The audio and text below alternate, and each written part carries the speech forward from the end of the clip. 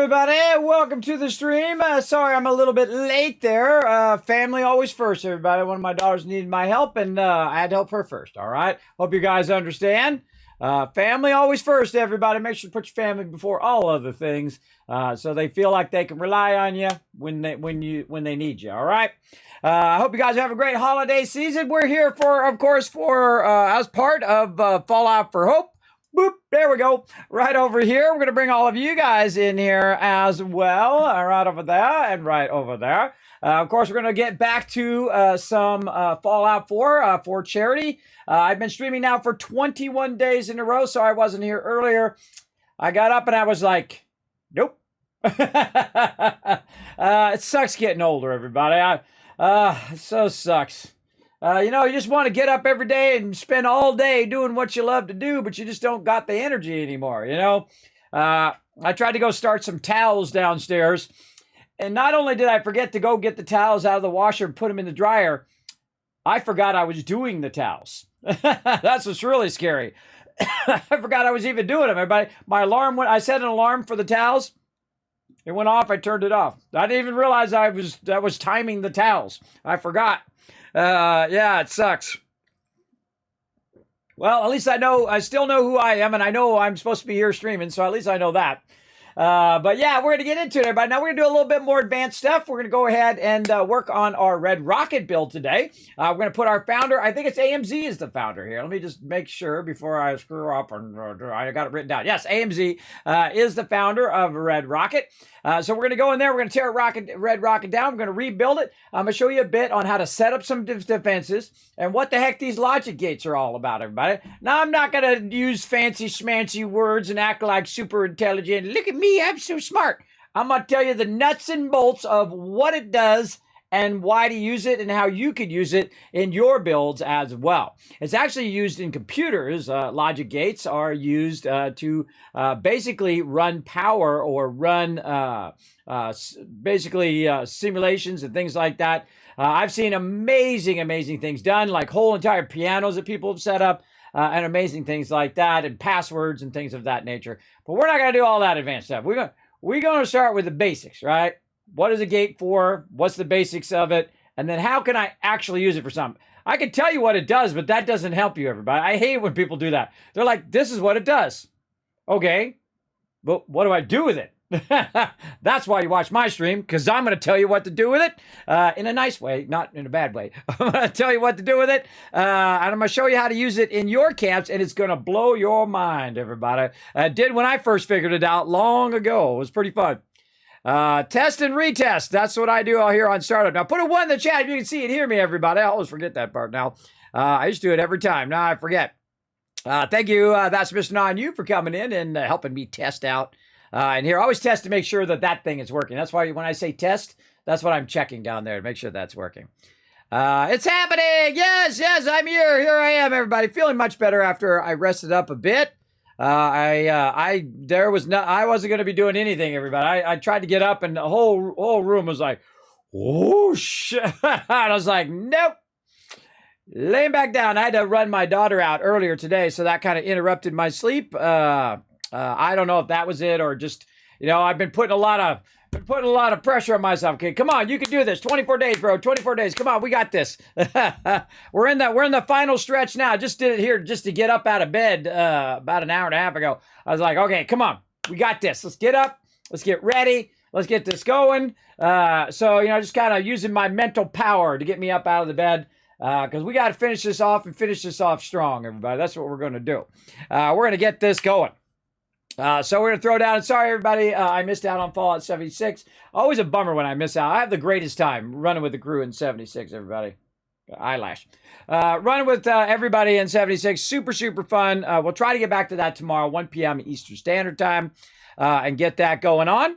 We're going to get back to our storyline and all that stuff later in the week. We are going to either on Friday, you guys are going to have a chance on Friday to make one last donation if you want to call who I want to side with.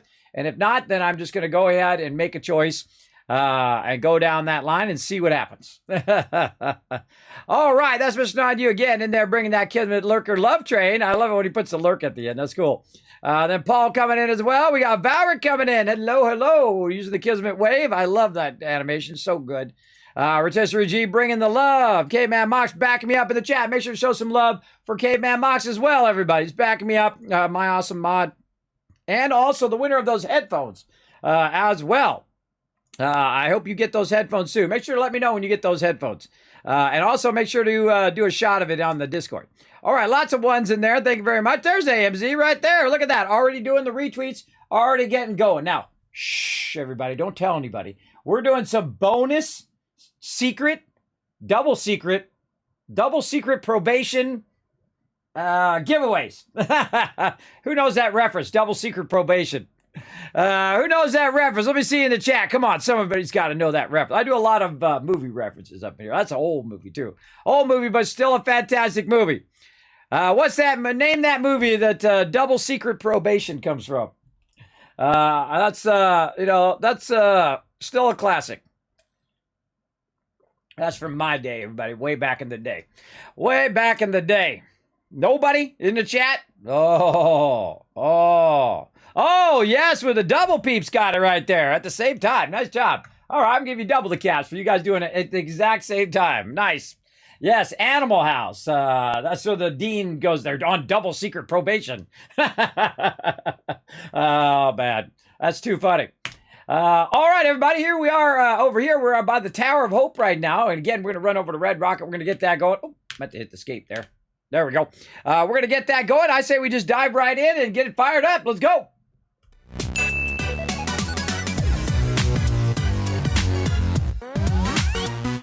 All right, everybody. You want to do some more giveaways tonight? Here's how you do it right there. Yeah, look at that. AMZ crushing it right there. Hey, some more peeps in the chat. Got Bubba in there as well. We also got Elizabeth in there. Thank you very much for hanging out. And Alpha helping me out. Varick again with the ones. Thank you so much for all those ones, everybody.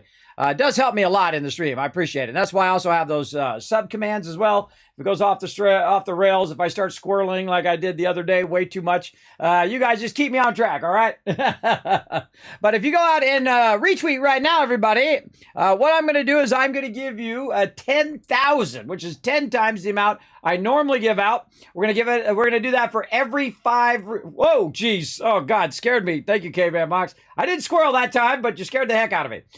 I might sound up too loud. Did you see me lift out of the chair, everybody?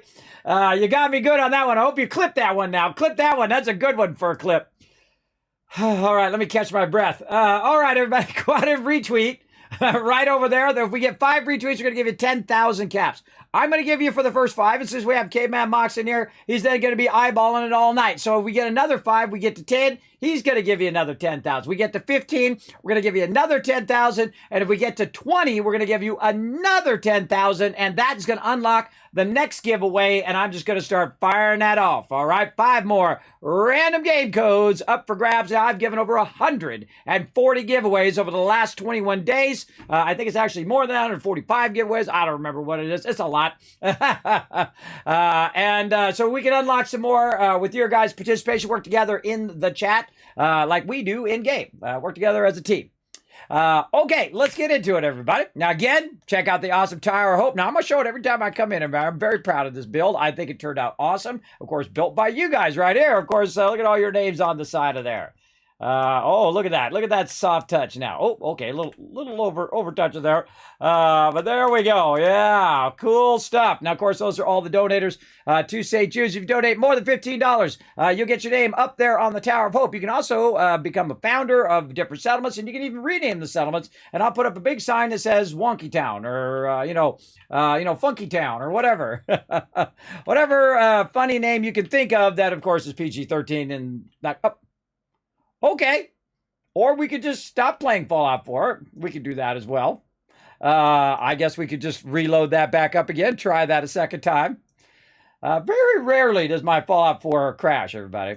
But I do have a bunch of mods going. Oh, wait for the program to respond. There we go. Very rarely does it crash, but I find that it crashes obviously a lot more when you start using mods. When you start using mods, that's when it starts going boop. So I do have a bunch of fun mods in there. Let's see if it holds up today. I also find that sometimes at a certain point, your saves will get corrupted. So watch out for that. It also happens in other games like Satisfactory and things like that. That's why you always should be backing up your saves. You want them bad enough. I think we'll be good. Let's try that again. Maybe turn on the sound. Oh, sound.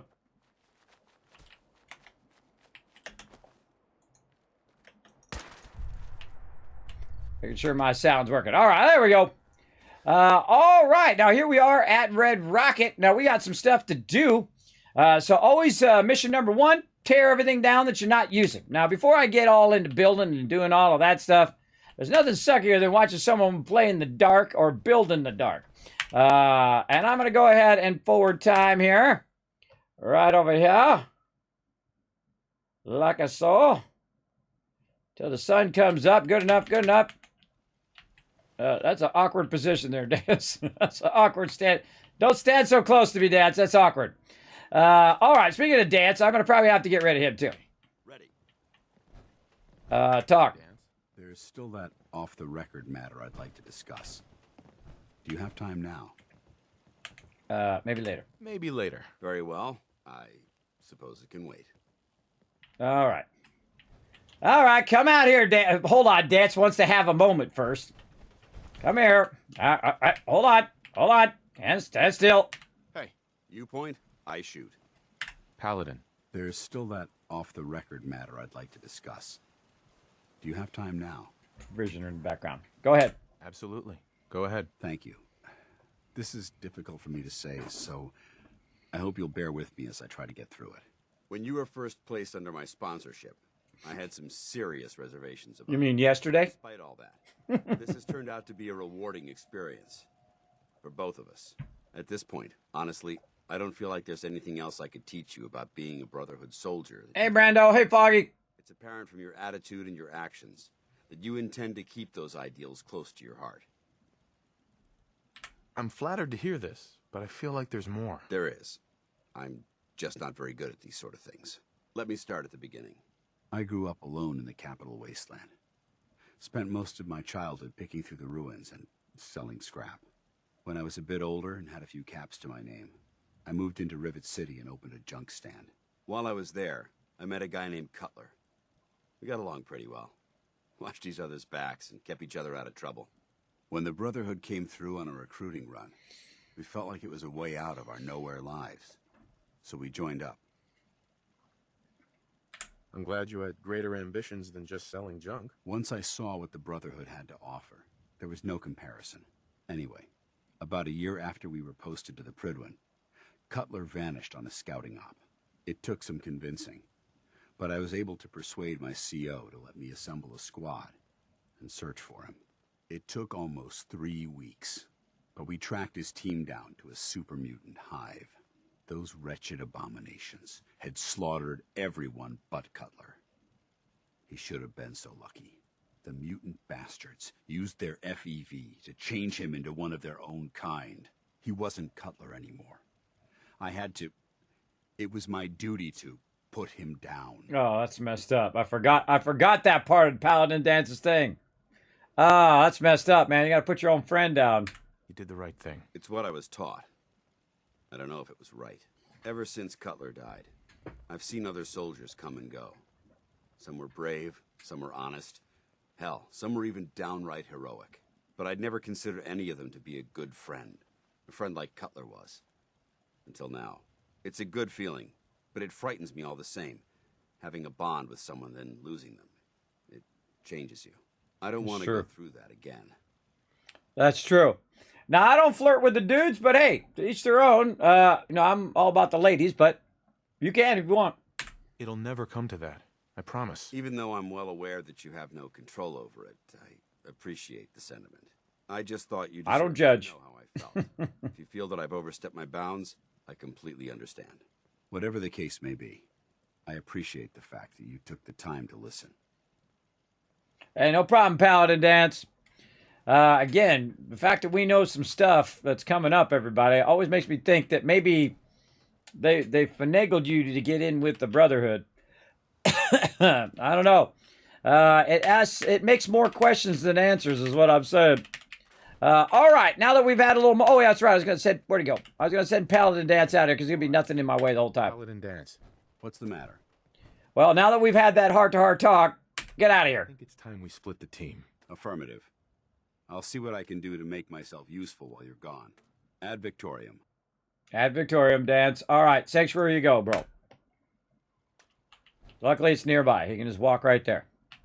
All right. Nothing more annoying than building with your companion right there, everybody. There's going to be nothing but in your way. Now, what I'm going to do is I giveth and I taketh away. Now, one of the things I was showing here was the fact that you can move this stuff into place even though there's items in the way, which is an advanced building technique. I'm going to show a little bit more of that. But when anybody does a founding of a settlement, then I build a much bigger settlement there. And we're going to go ahead and fancy up a red rocket. I'm also going to show you about logic gates. The simple way, not the, hey, I'm trying to be smart way, but the what the heck you use them for way. Which I much prefer, everybody. There's nothing like watching a guide for 45 minutes and then realizing that the person's just trying to be smart. Don't try to be smart, be informative, and just make great videos. I try to make my videos the smallest they possibly could be. I mean, in time and length, everybody. I feel like, okay, I've covered the information. I've made it nice and clear, that kind of thing as well. So I've cleared all that out under there. Now, of course, one of the problems is they don't have enough beds, and their happiness is going to go down. Now, one of my favorite things to do, somebody up on the top there. One of my favorite things to do is actually to build up high. I do like to build it up above there. And you can see that I've got some power up here and some other things. Oh, did we get our generators yet? I don't think we did. Or did we? No, we got to get Science 4. Where do we have Science 4 on our list here? Let's see. Oh, Science 4 coming up at 43. Caps Collector 42. 41 Caps Collector. Why didn't I go Caps Collector? Oh, because I screwed up Gun Nut. Yeah. Oh, and I went Scrapper instead. I would have probably put Caps Collector above Scrapper and then maybe Science above that. We'll try that maybe in a future playthrough. But Caps Collector coming up next, and then 43 is Science. And we might get that right now because we're going to be doing a bunch of building. So what I'm looking to do is use the higher power. Now, I actually already have the higher power because I do have the vault-tec kit. So I'll be using that. But also you can use a fusion generator if you don't have the vault-tec DLC. Okay, so one of the things I like to do is come back and build little vaults, which is really, really fun. That's why Vault 88 is a really wonderful addition to the thing, except for the kits are really annoying. It's very, very frustrating to get it to do what you want it to do. And so I'm going to show you how to do that, and then I'm going to show you how to secure all of Red Rocket in one fell swoop where they flip the siren, and it's going to lock the whole thing down. So that's our goal today. Build a big old settlement, well, a pretty good sized settlement up on the top of Red Rocket. Have them an entrance on the back, Kismet kill boxes on it, as well as having our defenses up. Now see the settlers up here? This is actually the worst place for them to walk. You don't want them actually to walk on roofs because they get all confused and they get stuck like that, which is not good. You don't want them to get all stuck and stuff. And we got the cool Red Rocket up there, but we're going to build it back here in the back. So one of the things that we'll want to do is try to align it up here. So let's start with some basics, right? Let's start with the concrete kit. The concrete kit, in my opinion, is the best way to get started in anything that you do. Now, first, I feel like that might be a little bit too high, but if you look at where the sign is over here, that's not too bad. See, that's actually above the sign. So we want to be just above the sign here. And we can sink this into the ground on the sides, but you can see it's not going to let me do that. So how can we get that to be at the height we want? Well, what we could do first is just come down here and use our ladders. Now, these ladders will actually sink into the ground so you can control the height of it. So what I'm going to do is just simply move this stuff over here and just let that keep doing its thing. Actually, I could just store all that in there just to get that out of the way. What I'm going to do is bring it over here to the side. Now, we actually have a mod going right now. If you notice that all of the bushes and trees are gone, all of them.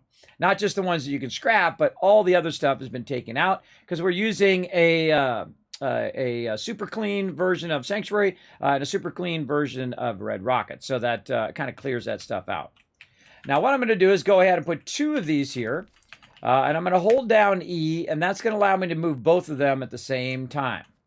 Right? And I can go ahead and try to find that magic spot where it aligns. But we can still see it's a little too far. Now, the only thing that has little half stairs is the wood stairs, which does have these little half things that you can do, but they actually go down and not up. Like, you'd probably want that to go up there and not go back down again, which is what it's going to do. So that doesn't help us. So what we want to do is find a way where we can get this to just be above there. Now, there's another one as well, which is this kind of smaller ladder like this, but you notice that it doesn't attach to this very well. It doesn't snap.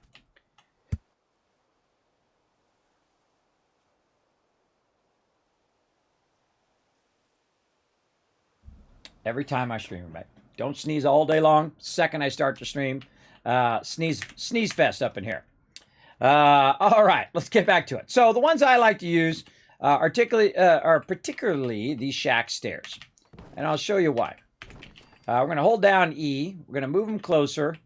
And we can see those shack stairs are pretty close, right? We go up to the top there. That's pretty good. Actually, that's like almost dead on. So let's go ahead and see if we can just put this. And we're going to use a small one here. It might be a little bit higher. You can see that it's not quite high enough. And we could clip that through there and we could work with that, but just not quite high enough there. We want it to go up just a little higher.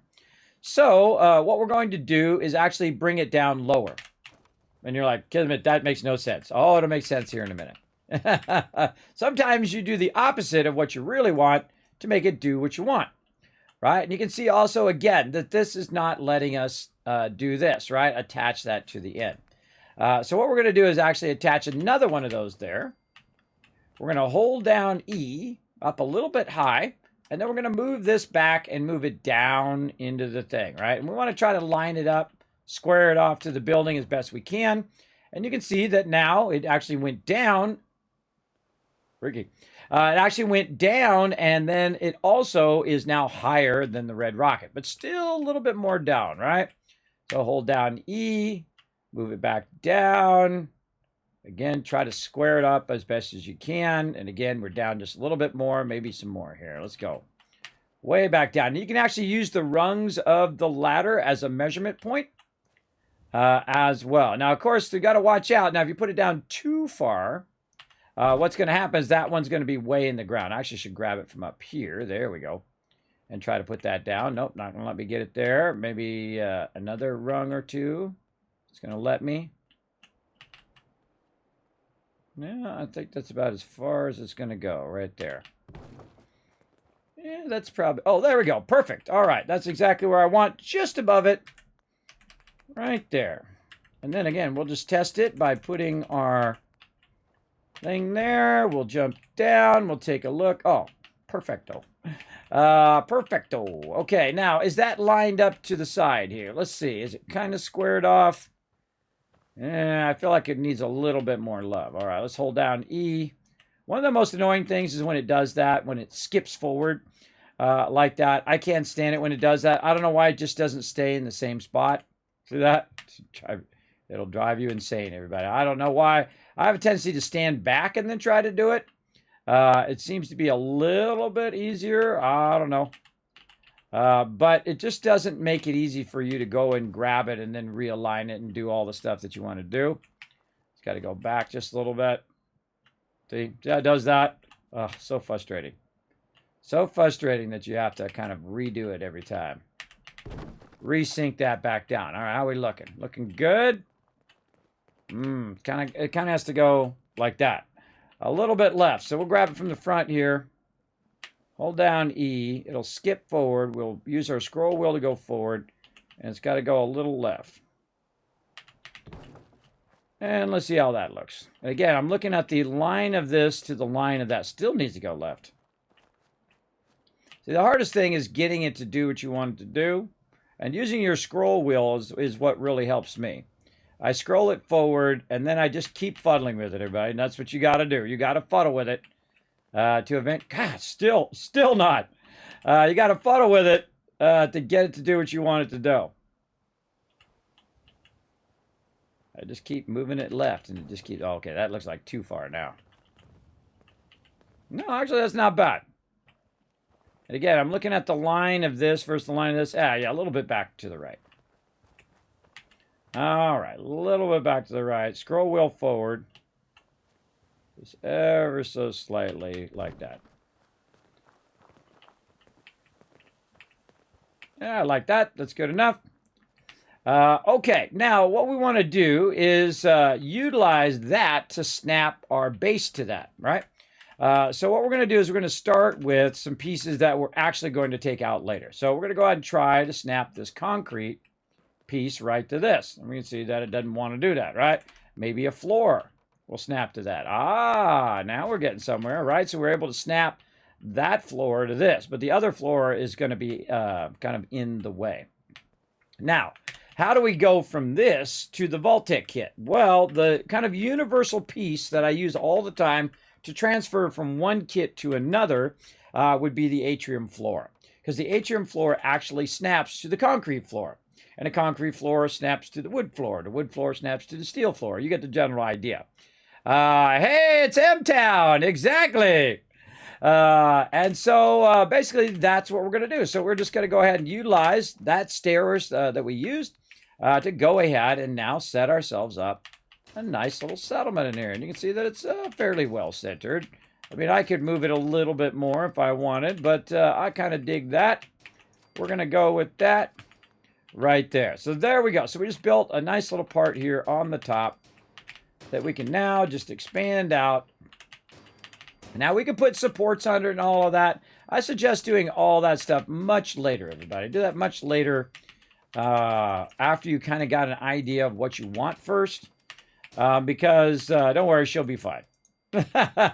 Because doing this part is the hard part. Getting this to go where you want it to go is the most difficult part. Now there's some stuff that's blocking right there. It's going to make it difficult for me to get that in there because that thing's in the way. It won't even let me rotate it. They won't even let me rotate it when it's there, which is really annoying. And it won't let me snap. So what I would do is probably cut it off right there, since we can't put that there, and just extend it backwards. Now we actually have lots of room in the back over here. And we want to have their ability for them to come up here from down there. So one of the things we could use is we could, of course, use the other kits. The stairwells, I don't know what their logic was on the stairwells for these, but they suck. That's just the basic truth of that, everybody. The stairwells are very awkward in the way the stairwells are done.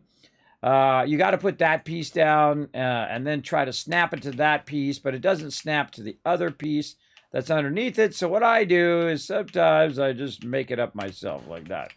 I just put it there and then hope my peeps can walk up there. Now, the problem is it's not actually snapping, so it's not actually part of that piece. And so sometimes, again, your people's ability to get up there is the most important thing. So let's go ahead and do this, and then we'll go ahead and try to snap that in there. And then your people have the ability to come up, hit this landing, and then keep going up to get up into the back of the base. Now, I put it back here specifically because they usually attack from that side. They actually attack from the far side over there. They attack from usually up on this hill here to come to Red Rocket, and very occasionally over from that side. Now, also, this is going to serve as our protection for everybody as well, and there'll be nothing down below. Everything will be up here, and the part down below will just be basically our defense perimeter that we're going to build. Now, you don't have to build a defense, because all you really need is a Kismet kill box over here. That's all you really need, but I'm going to show you how to do it with perimeters and put all that stuff in if you want to do all that fun stuff. So let's do the easy stuff, though. Let's go ahead and put some railing in, or at least it seems easy. There we go. Put some railing in there so they can get up there, and they can get up here, and they're good to go. Now let's go ahead and just build them in a quick little vault. Now, again, I've built massive, massive mega builds, everybody. I suggest that if you're going to do it, have some fun with it. Now, see these side areas here? I really want to be able to shoot straight down without them being able to hide underneath it, right? You don't want to be able to hide underneath. You want them so you can shoot down at anything that gets over there. Like this has an overhang here in the back, but it has that so I can put the stairs there, or I could try to move the whole thing back, which I totally could do, by the way. I can hold down E, and I can move this whole thing. I can move the whole thing back, or I can move it closer. I can do whatever I want, because that is awesome. Another thing you can do is scroll wheel it away from you, and then give yourself a better view of what you're doing. So I could just kind of maybe recenter it, maybe push it forward a little bit more, you know, move the whole thing. I did that by holding down E. I could even rotate it a little bit so it's lined up again with the back, maybe this way a little bit. So there's not as much overhang off the side, but definitely want to go up here and look at it, because now you're going to be one side too far and the other side short, right? What are you doing up there, crazy guy? By the way, if they get stuck up there, everybody, just, you know, leave and come back and they'll teleport out of there. So again, we'll hold down E. We'll move this way a little bit more. I suggest use your scroll wheel to move it away from you. Oh, I got all this stuff inside. Oh, that's a bummer. See, I should have got it first, because now I'm getting all the stuff inside there. So what do? Take out all the stuff inside. That's what you do. So we're going to go in. We're going to take all this stuff out as well. Now I'm just storing it, not scrapping it, because we're going to reuse some of this stuff later on. And your peeps ain't going to like it. Their happiness is going to start going down. They're going to be like, dang, I got no food. I got no water. What the heck, Kismet? And I'm going to be like, don't worry. I got you back. I'm building you out something fancy smancy here. You'll just have to live with it for a minute. Over here. You don't want to live in this little red rocket anyway. You want to live in a nice, nice tower over here. I'm going to set up for you. There's a lunch pail I didn't even take out of there. All right, and then we can open this up now. How many blisters I got? Come on. There we go. And I think I got all this, and we cleared all this. This is all good. Except for that sign right there. Didn't get the sign. Anything else? I think we got it all. All right, our power, water, and food should be 0, which it is.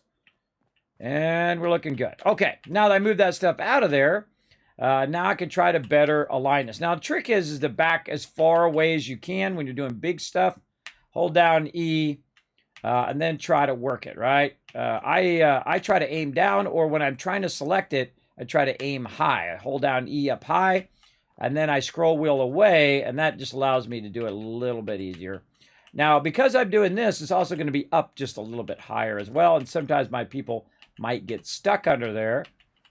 And so I'm just going to go ahead and fine-tune that, kind of where I want it. See how it's looking.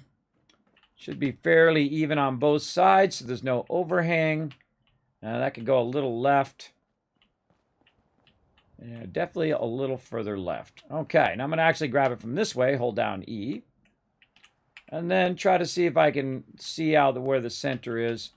Move it this way a little bit. And then just kind of compare the sides. Again, further to the left. Let's go way left this time. Okay, and again, fuddle with it, everybody. Just keep fuddling with it till you get it where you want it. Very nice. We got a little bit of overhang there, a little bit, oh, a little too far that way. Now too far left.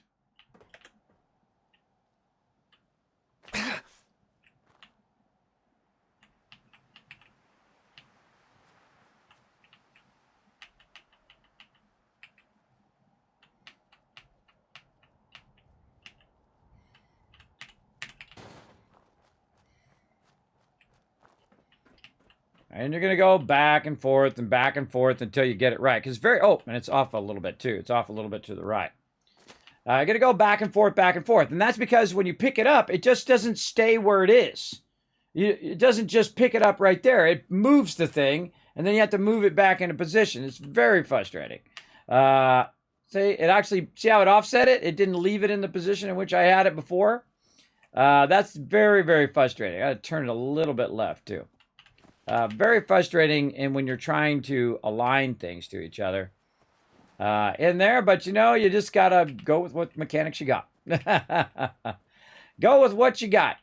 Now, I kind of feel like maybe I should bring that out just a little bit. Now, I think it could probably shoot over that side sign. This side's way too far. Way too far still. All right, let's use the wall to line it up. We see there's a line right here on the wall. And again, I'm just going to back up a little bit, hold down E, use that line on the wall to kind of see where we were. Maybe back up just a little bit there. And I'll do this for hours. I'll just keep going back and forth until I get it the way I want it. Back and forth, back and forth. Oh, again, it's kind of off left. I like that position, but it's kind of steering off a left just a little bit. So again, we'll use that thing to line it up. We'll move it back here. Turn it that way. We'll move forward a little bit. Move it back like this. And that's probably good enough. Good enough. Again, you can do that all night long, everybody. Try to get that right. Now, of course, you got the problem of these people under here, right? Because you don't really want them under there in your way. Now, one of the things you can try to do is use some of these kind of support pieces and try to snap them under there. Or you can just put those down instead of these other ones. Like I can go over here and try to take this out and then put that support piece down in there. If it'll let me. But see how awkward that is? I don't know why that's so awkward. I don't know why it chooses to go up instead of down.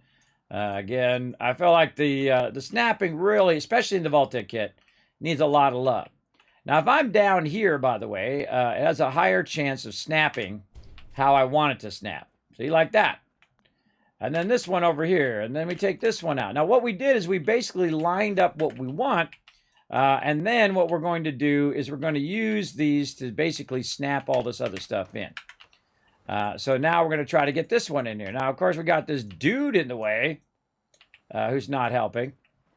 And we can see that it's going to have trouble snapping. So sometimes I'll get closer. Sometimes I'll move further away. And this is just really tough to get that to do what you want it to do. To try to block them down there so they don't do that, right? You don't want them to do that. You don't want them to snap there and do that dealio. Now I can also go like this, and then try to snap this one underneath here. Now it actually works fairly well if you're not clipping through a building. But see how I forced it into the position I wanted? And then same thing here. Again, these are all awesome workarounds, some of my best workarounds that I'm showing you guys to try to force that stuff into where you want it to go. Boom. And that's only because I built an absolute ton of these vaults, and I had to find a way, right? I had to find a way to get it to do the thing that I wanted it to do, not what it wanted it to do, right? And that's by forcing it to only have one option. And that one option is to go where I want it to go, right there. I wanted to go there like I had attached it to the side of the thing. And now, in the future, these people won't be down in there. And I can just keep going, right? You can just keep going and force your way across here. Force these to go where you want them to go. Now, dude's in the way here, so I can tell him, go over there. Like that. And so he can get out of the way, and then I can go ahead try to do it. And there's nothing more annoying than your people at your base to try to get in your way. Now, there we go. Now, this is actually snapping toward the previous one over here. And you can see I got to rotate it till it snaps, and so on and so forth. All right, you get the general idea. I'm going to speed up. I hope you don't mind. Out of the way, dude. I'm just going to speed up. You got the idea. So we're going to try to fuddle with it until we get it the way we want. And since I've already aligned all this other stuff, I can take this all out now and see how far I can get away with putting these foundations in to block them from being underneath there. Now, another thing I can do, by the way, is they're actually fairly smart. These dwellers, if you want to get them down from there, I normally just teleport away and then come back. Or I hit the bell is another good thing. You could hit the bell and then sit in the chair. But you can also give them an out. You can also give them an option to be able to walk down here. So I can go ahead. Oh, let's use our other ones. I can go ahead and do this. I can do that. I can go ahead and put a little floor at the end. Say something like that. Hold down E. Back up. Hold down E. And then try to, very difficultly, but we can try it. Another thing we can do, by the way, is if you hold down E after you picked it up, like I'm not holding down anything. If I hold down E, it'll actually go straight up and down, like this. So that's really helpful in this very moment. And then also I can move my mouse around, so I'm moving it around like this, and that's moving the object while still holding down E, by the way. I can rotate it. I can get it just where it's just right there, and then try to get it, you know, kind of lined up wherever I want it to be. Now, one of the problems if I let go of E, it just like lets go of the thing. It doesn't put it down, which I think is a very odd thing to do. But what I do is I just kind of get an idea and then I move it, something like that, and then try to get a step there for them if they don't automatically go there, and try to force that step over the side, and then force them to go downstairs. Say, you, go down there. And see if she can find the path, right? That's the toughest thing, is her being able to find the path to go down there. This guy, yo, go over there. And this is why you don't want them up on the roof, everybody. They cannot find the path to where you want it to go.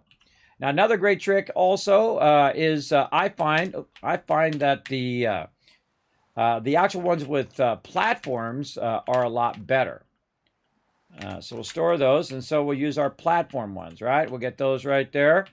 The only problem with the platform ones is you can see it doesn't align perfectly up there. And we can go ahead, again, do this as well. And we go through all of this stuff. Usually it's easier when you're on the stairwell, and then use your scroll wheel to try to pull it back. Snap to the end. Sometimes I don't know why it doesn't snap to the end. I think it's because it's going through the object. Back. There we go. And again, now we have to move it up a little bit. Try to get it aligned over the top of that. Let's say something like that. Okay, and then now we're up here, and then we're just, you know, doing all this just so these people would get up there and get going. All right, you, go down there. Now see how he's walking toward it? Because now he's got a path. And up he goes. And out he goes. You're welcome. I just saved you endless hours of trying to figure that out. Hey, lady. Because that's what I did. That's what I did. Pretty cool, right? Yeah, very cool. Cool stuff. Now, again, you're not always building the thing that it's going to end up being. You're just kind of using those objects kind of like scaffolding to build those up and get you into position to actually build the things you want to do. Now, the second these guys get out of here, I would take out their ability to get up here. And there they go. Off they go. They're off to do their thing. And now I got my dealio I can work on up here. Another great trick, too, is see down here this ladder? Take that ladder out. Because it's already aligned. Everything's aligned. You can put the ladder back later. But they're not going to walk up here and get up in your business while you're trying to build. And so that's why I do that. So again, great way to do your supports. Try to block them from spawning up here. And now I'm just going to speed way, way up. Actually, let's do this side first. And it's so awkward. Scrolling away sometimes help. There we go. This is really tough when you're trying to do two in between. It's better to put this one over here. And then put the last one in here. It's good to do these in rows. If you take one out in the middle, forget about it. You're going to do the whole rows again. And again, this looks really cool because it actually looks like it's supporting those as well. It's actually supporting the end part of that as well. And we're going to hit kind of a barrier here where it's going to make it real tough for us to put this down. Again, just keep fuddling with it, keep moving it there, keep doing his thing. All right, let's go ahead and try to force this like this, and then try to force this one under there. All right, so pulling in real close, go right here, and you're going to hit a certain part where it's not going to, whoa, God, where it's not going to do it. Tartar's making me jump. I don't know what's up with my sound today. Thank you very much for coming in for that 16 months of sub love. Show some love in the chat, everybody. Hey, Brado, Rescuer in the chat, bringing it in. What up, Rescuer? Bringing that Omega lol in the chat or something. I don't know what that is. Thanks for coming in, hanging out. Pretty cool stuff. Yes. It's your town. That's right, AMZ. We're going to put your names up in lights. Now, see here, we can't quite get it to force it over here. And that's because it's going up at an angle here. And that stuff's going to basically block our ability to put that under there. Now, we could use our various tricks and things to do it as well. We could use our pole trick and all of that stuff where we do this. And then, oh, we got to actually move it back a little bit. Move this back. And then we get ourselves a pole. You got to really do a lot of working around to put stuff exactly where you want. Like, let's say we do this, and then we hold down E, and then we try to get, oh, hold on, didn't work. We're not hearing alerts. Hold on. I got to reset it again. There's always some sort of technical problem that I got to do.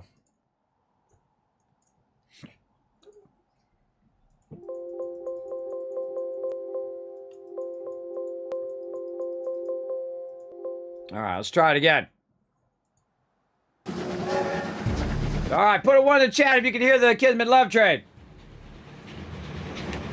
I reset it. Hear it now? All right. Thank you, K-Man Mox. Appreciate that. So we could go in and we could try to use our pole trick where we try to put it in there and try to put it in the ground. But the concrete pillar has the same problem. Where the concrete pillar will not go down into this area. It had to go down in there so we could do it. If it won't let you go down in there, that trick does not work. And so, this is as far as we really want to go anyway. So, we're good.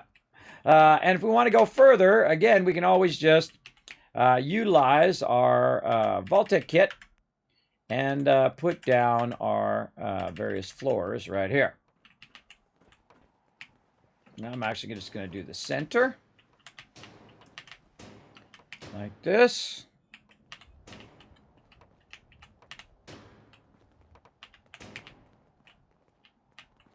It's a little not perfectly straight down the center, but that's good enough. Okay, now this right here, everybody, these are supports. These are not floors. What you really want to do is take your floors and put them on the supports, like that, right? So we really want to take all of these and do this first, because those don't really act really good as floors. Now, I highly recommend the faster way is just to go in and store these back than to drag each individual one. That takes a lot longer than just storing them and then bring them back out, because it'll store them down there. You can see I got 20 of them down there that I can go ahead and just use to do it. Now, we're also going to have a problem here in the back stairs, right? We're going to have a problem back here. The stairs are down a little bit.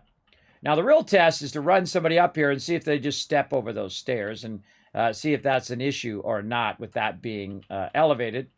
But me, I'm going to go ahead and just grab this and move it up anyway, because that's what I want to do, so that's what I'm going to do. And then move this back into position, snap that back in there. There we go, and then we can go ahead and now put this in here. Now, again, we should be able to walk up from down here. And if I can do it, they can do it. Oh, we got a little problem right there. This has to go up. And that has to go up. Now, again, look at that up off the ground, right? So how do we fix that? Well, we could try to put a little thing under there. We could try to do this kind of thing so they could step up and step up. And if you can get up there just by walking, then they can do it too. So if you just walk forward and your character goes up there, then that means that they can as well. So I'm going to even that out. And then also I'm going to need to get myself some furniture up here so I can forward time. Take one of these beds like this, go into there, and forward it 12 hours ahead, or maybe 10 hours. We'll forward ahead. Now, at any point, by the way, when you're forwarding time, you can also just stop it just by hitting tab. Like when I get to the last hour or so here. No, it's about right. About right. There we go. I'll just hit tab, and there I am. I'm well rested. I'm out of there. And, of course, this lady's up here now. Now, of course, one of the things you might want to do is look and see if there's anybody stuck underneath there, because sometimes that does happen. But it doesn't look like it. Didn't look like it happened that time. Okay. So now let's go ahead and build out our vault. Now I'm going to show you how to also put some little Kismet Killbox items here on the side, so you can just put it on the side of your settlement as well. And again, showing you some of my favorite advanced tricks here in Fallout 4. Again, we're streaming for St. Jude's, everybody. So make sure, if you're so inclined, to show some love to St. Jude's right here in the channel. You can actually get your name in-game. You can actually found settlements. You can also tell me to shoot some artillery off on somebody. Of course, they have to be an enemy, and so on. You can find all that information at that link right there. It will show up on the stream, or you can just do it really easy. You can just go ahead and scroll down below the stream right there, become a St. Jude hero by clicking on that. It'll take you up to Tiltify, and that donation goes directly to them. It has nothing to do with me. Everybody goes right to them. Okay. Let's see. So we got that going. And, we're going to do the smaller one. So what I did was I used a concrete kit, and then I put a floor down. And what I really want to do is use these kind of cool rounded floors. Now, those cool rounded floors are not going to snap to any of this. It's just not going to happen. But it will snap to this. But, of course, we gotta move this over here where we actually want the thing, right? Right here. And then once you put it down, remember, this stuff's just going to float there. So I can just take that out, and it'll just float there if I want.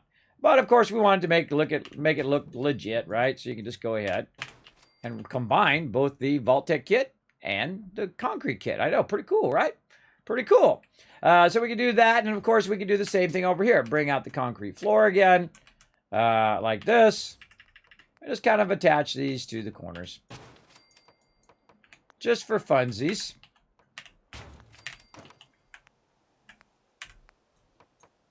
Right over there. And we'll just do it on all the different sides. And I'm just reusing the same piece over here. Over and over again.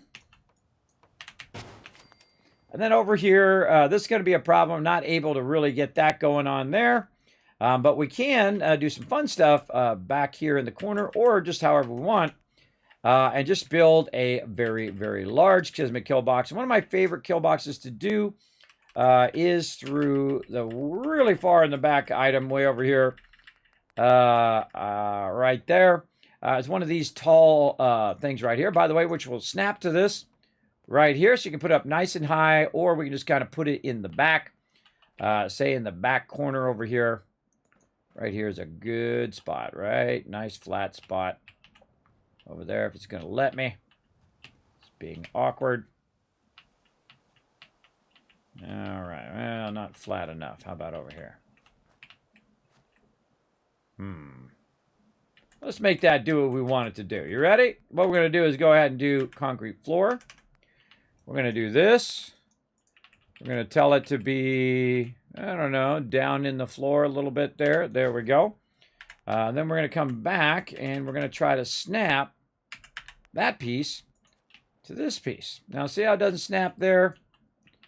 It won't snap very well over there. It's not snapping to any of this, right? This particular piece is not snapping to that piece. But if we go back all the way over here, and again, use that kind of universal piece that we have, right? That snaps. And so if we want it to go one way or another, we can just try to snap that in there, and then come back again and all the way to the other side. Or we could have just put it down, by the way, and moved it in position as well. That's another great way of doing it. And then try to get that to snap right where we want to go, and then take out all the pieces. And there we are. It's now sunken into the ground, looking like it's actually moored in the ground. I know, pretty coal, right? Pretty cool. Lots of cool techniques there. And then we just take the top part of it, snap it to the top. Boom. Instant Kismet kill box right over there. And of course, we could use our power of hope because we have the superpowers. Da, da, da, da, da. Up we go. Hey, there we go. We're up to the top. Or I could have built a ladder and I could have walked up here.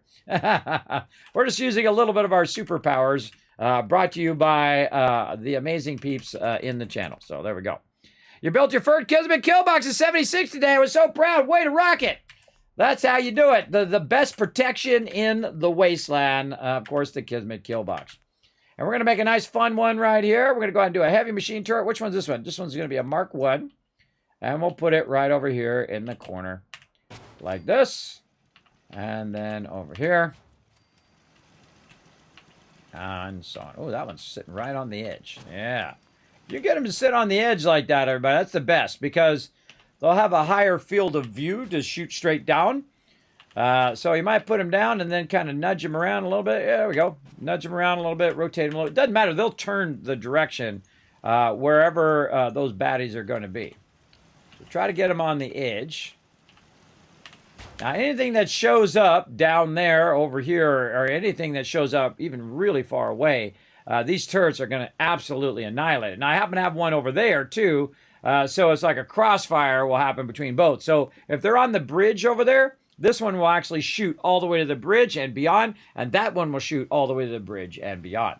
Now, at some point, I start making these, or actually, if I don't have the vault-tec kit, I will start using the round pieces, which you might have seen me do the other day.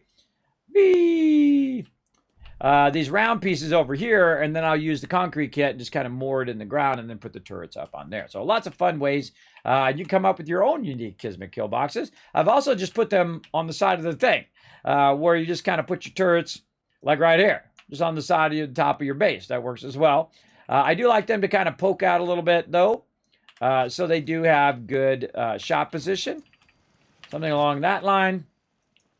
And then over here, same thing. So they can, it's hard for them to get under it. Redundant turrets is good too. So if you have turrets on that side, this side, the other side. Now we're also going to go ahead and have a little bit of fun. And we're going to go ahead and do our heavy laser turrets here. And oh, I'm out of circuitry, so I can only do the one. But what we're going to do is have this turret off most of the time. And when they throw the emergency switch, we're then going to flip that on automatically. The actual settlers are going to turn it on. I know, cool, right? Now, we're going to need some power over here as well. Now, because, again, I have the vault-tec kit, I do have the ability to use this giant generator right here. Now, the problem is I don't have enough aluminum and I don't have enough nuclear material. But I do have enough for the other one. Oh, didn't mean to go out of there. For the other one, which is this one, which is only 100, but 100 is going to be more than enough. Now, one of the things that this particular vault-tec kit does is it runs the power through the ground. So this over here, we could actually utilize the power directly, if we wanted to, from over here to over there. Or what we could do is actually run it through the floor and then have it end up over there.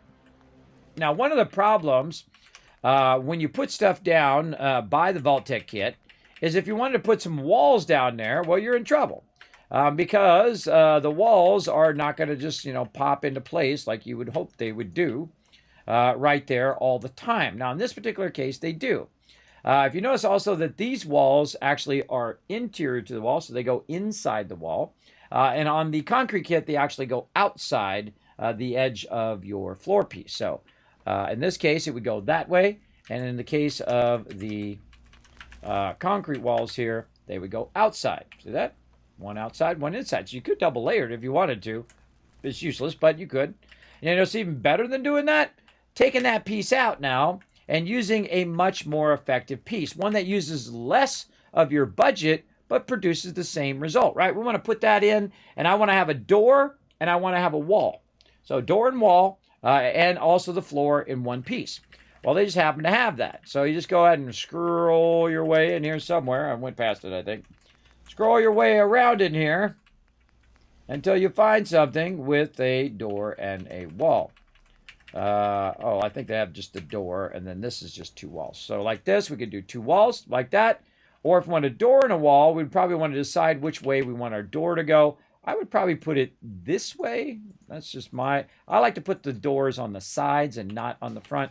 And that's just so we could walk out here and shoot some stuff from up here, or the settlers could walk out there. But also have a door that closes down and all of that. So now to get the other side of the wall, well, then we got to go ahead and use our wall I was just showing you a minute ago. Now, of course, we can put some windows in if we wanted to. That would be pretty fun. All right, now we got a window in there, and then we can actually put a window in. Oh, wrong thing. There we go. An actual window in the thing. And then we can also put the door in the thing as well. And then the door actually slides up. Pretty cool, right? Neat. Now, again, as long as you understand using the base pieces. Now, if you want two things to work together, two different types of sets within the vault-tec kit, that's when you use your doors. Because if I go in and I say, you know what? You know what would be great right here? I want some overseer's office right here. Right? I'm going to go in to my overseer's kit, or maybe a nursery, or maybe a clinic, or whatever. I'm going to use the overseer one. And I wanted to go ahead and just put that down. I couldn't go and just snap that to the side. See, I didn't even snap to its own internal pieces. I don't get that, everybody. I don't know why it doesn't snap automatically to the atrium piece. That should be a universal piece that should be snapping to every kit. I don't know. I'm just here to show you how to work around it. So we're going to take that out. We're going to go back to the atrium kit. We're going to run way over here. We're going to get ourselves a nice doorway like that. Then we're going to go back again to the room kit, to the overseer kit, which is part of the room kit. And then we're going to turn it around, and we're going to snap those two doorways to each other like that. And that's how you transition from the atrium kit to the overseer's kit, which is all part of the vault-tec kit. I know, right? I know. I don't know why it doesn't work. Don't blame me. Hopefully they fix it in the HD version. I don't know. Kismet Killbox, you know it. So there's a great way to transition from one to the other. Now, I'm just going to go ahead and basically do what I did over here on all these other ones. Now, notice that lady's up there already. She's already utilizing that location. I find the atrium kit probably the most useful of all of them. Just to get everything aligned. And sometimes I'll use the atrium kit just to get everything the way I want it to be. And then I will go ahead and put in all the rest of the stuff later.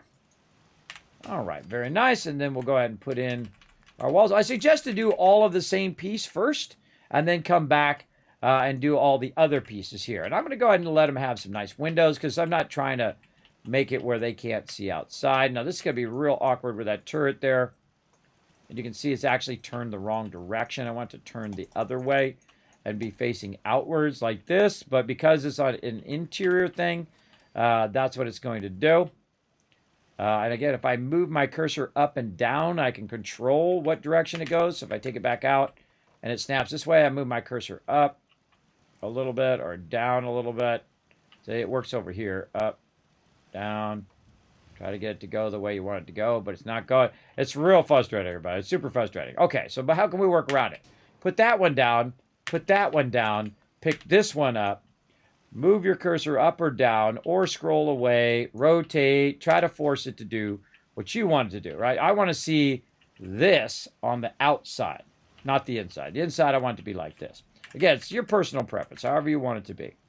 And then, of course, we can make the window go out with the bars. I just like the straight window, because then they can't get shot in here, but they can still see out the window, which is great. Now, the same thing over here. This is the wrong way. So we'll go ahead and pick this up. Hold down the mouse button, try to rotate it, go up, down, left, right, do the hokey pokey, turn yourself around, and it still doesn't do what you wanted to do. You know why that one doesn't work and the other one did? And that's because I had another piece there, which was forcing it to reverse. I'll show you. We'll just leave that one there. We'll go ahead and add another wall, just like that one next to it. Right here. Right there. Easy, right? Just add it right there. Except for it doesn't snap, because this is what I was talking about. This darn piece right here is making it where it doesn't snap. Now we'll put that in. Oh, come on. Put that in. There we go. Then we pick this up. Then we try to rotate it. We go up, we go down, we go left, we go right. We try to get it to do what we want it to do. And then finally, through a lot of fuddling, we got it. And then bam, right there. Now, one of the things I want to do is also protect this here as well. So I can utilize the edge of this. Go ahead and move this around. Okay, keep fuddling with it till it lets me snap it where I want. Let's actually do this side. Yeah, see how it just won't snap to what you want? I want it to go right there. I want to go right to the end. But it won't let me do that. Here's a great little trick. Use this piece to snap the edge here. Then you go ahead and go back to your wall. Other way. Then you go ahead and snap your wall in there. Wall in there. And then you go back around this way. And maybe I have to do a little crouching. There we go. Crouch under there. All right, good enough. And then we can take that piece out. There we go. And so we kind of capped off the end there, even though it's reversed the other way. And again, we can try to reverse these. Again, I don't know why you just can't rotate it. Just hit the button, it goes 90 degrees or whatever, right? You use your scroll wheel. You could use this to go like that. Not worth your time. It's fine. Not worth the time. Good enough. Again, we're not going to spend 5 hours doing that one thing. We're going to get this going. So there we go. So now we have our power pretty much protected there. And then back over here to the other wall over here, which we're going to put in another window. Where's our window wall over here? Again, do a little fuddling with it. All right, it won't go the way I want it to go. Why won't it do it? Up, down, turn around. All right. Take this out for a minute. Actually, you can just store it.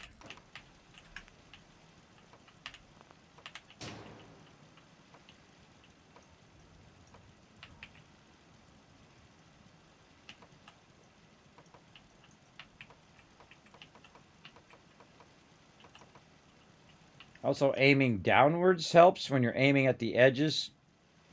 Scrolling it forward. Just trying to force it to do what you want it to do.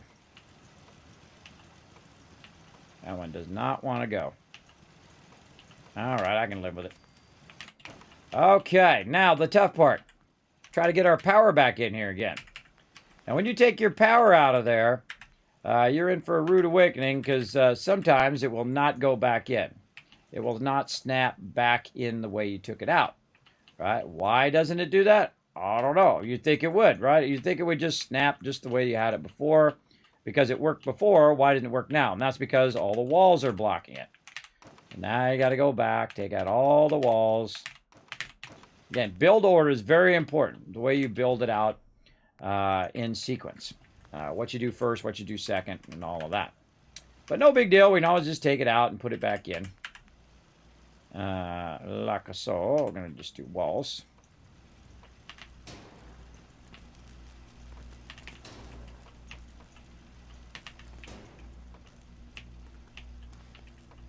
That one was actually going the right way.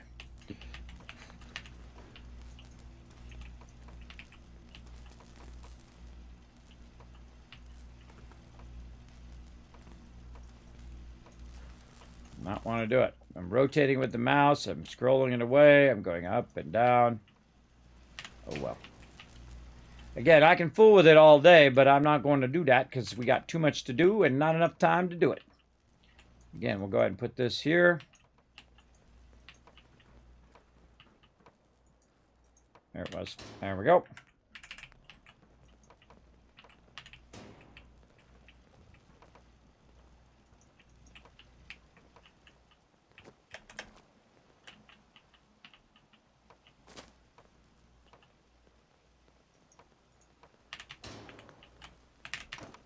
Rotating really helps a lot. Now, again, I got a mod where I have superpowers so I can jump up and get it to wherever we need to build. Okay, now on the side here, we just want to go ahead and actually add the window and the thing. Like you saw over here where I was doing both the floor and the window. You don't want to do that because what you are going to do is add to your budget add more to your budget than you need to. You really just want to use the single piece just like that. Take this out. That's a doorway and a window, so we might want to do a window like this, and then maybe another window. And you can see it's going the opposite direction of the way I had it before. Again, I don't know why it fights you so much. You just want to rotate it the way you want it to be. It feels like it fights you more than it really needs to. Then what we need is we're going to need a doorway. Like that. There we go.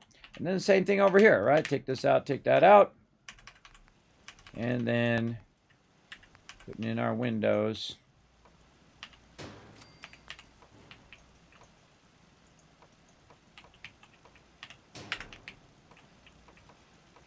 There we go. That was a lot of work, wasn't it? That was a lot of work just to get what you want, right?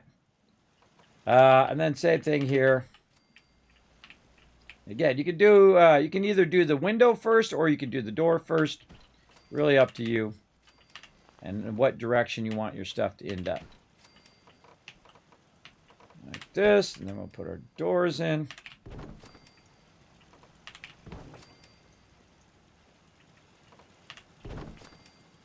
And there we go. All right, looking good.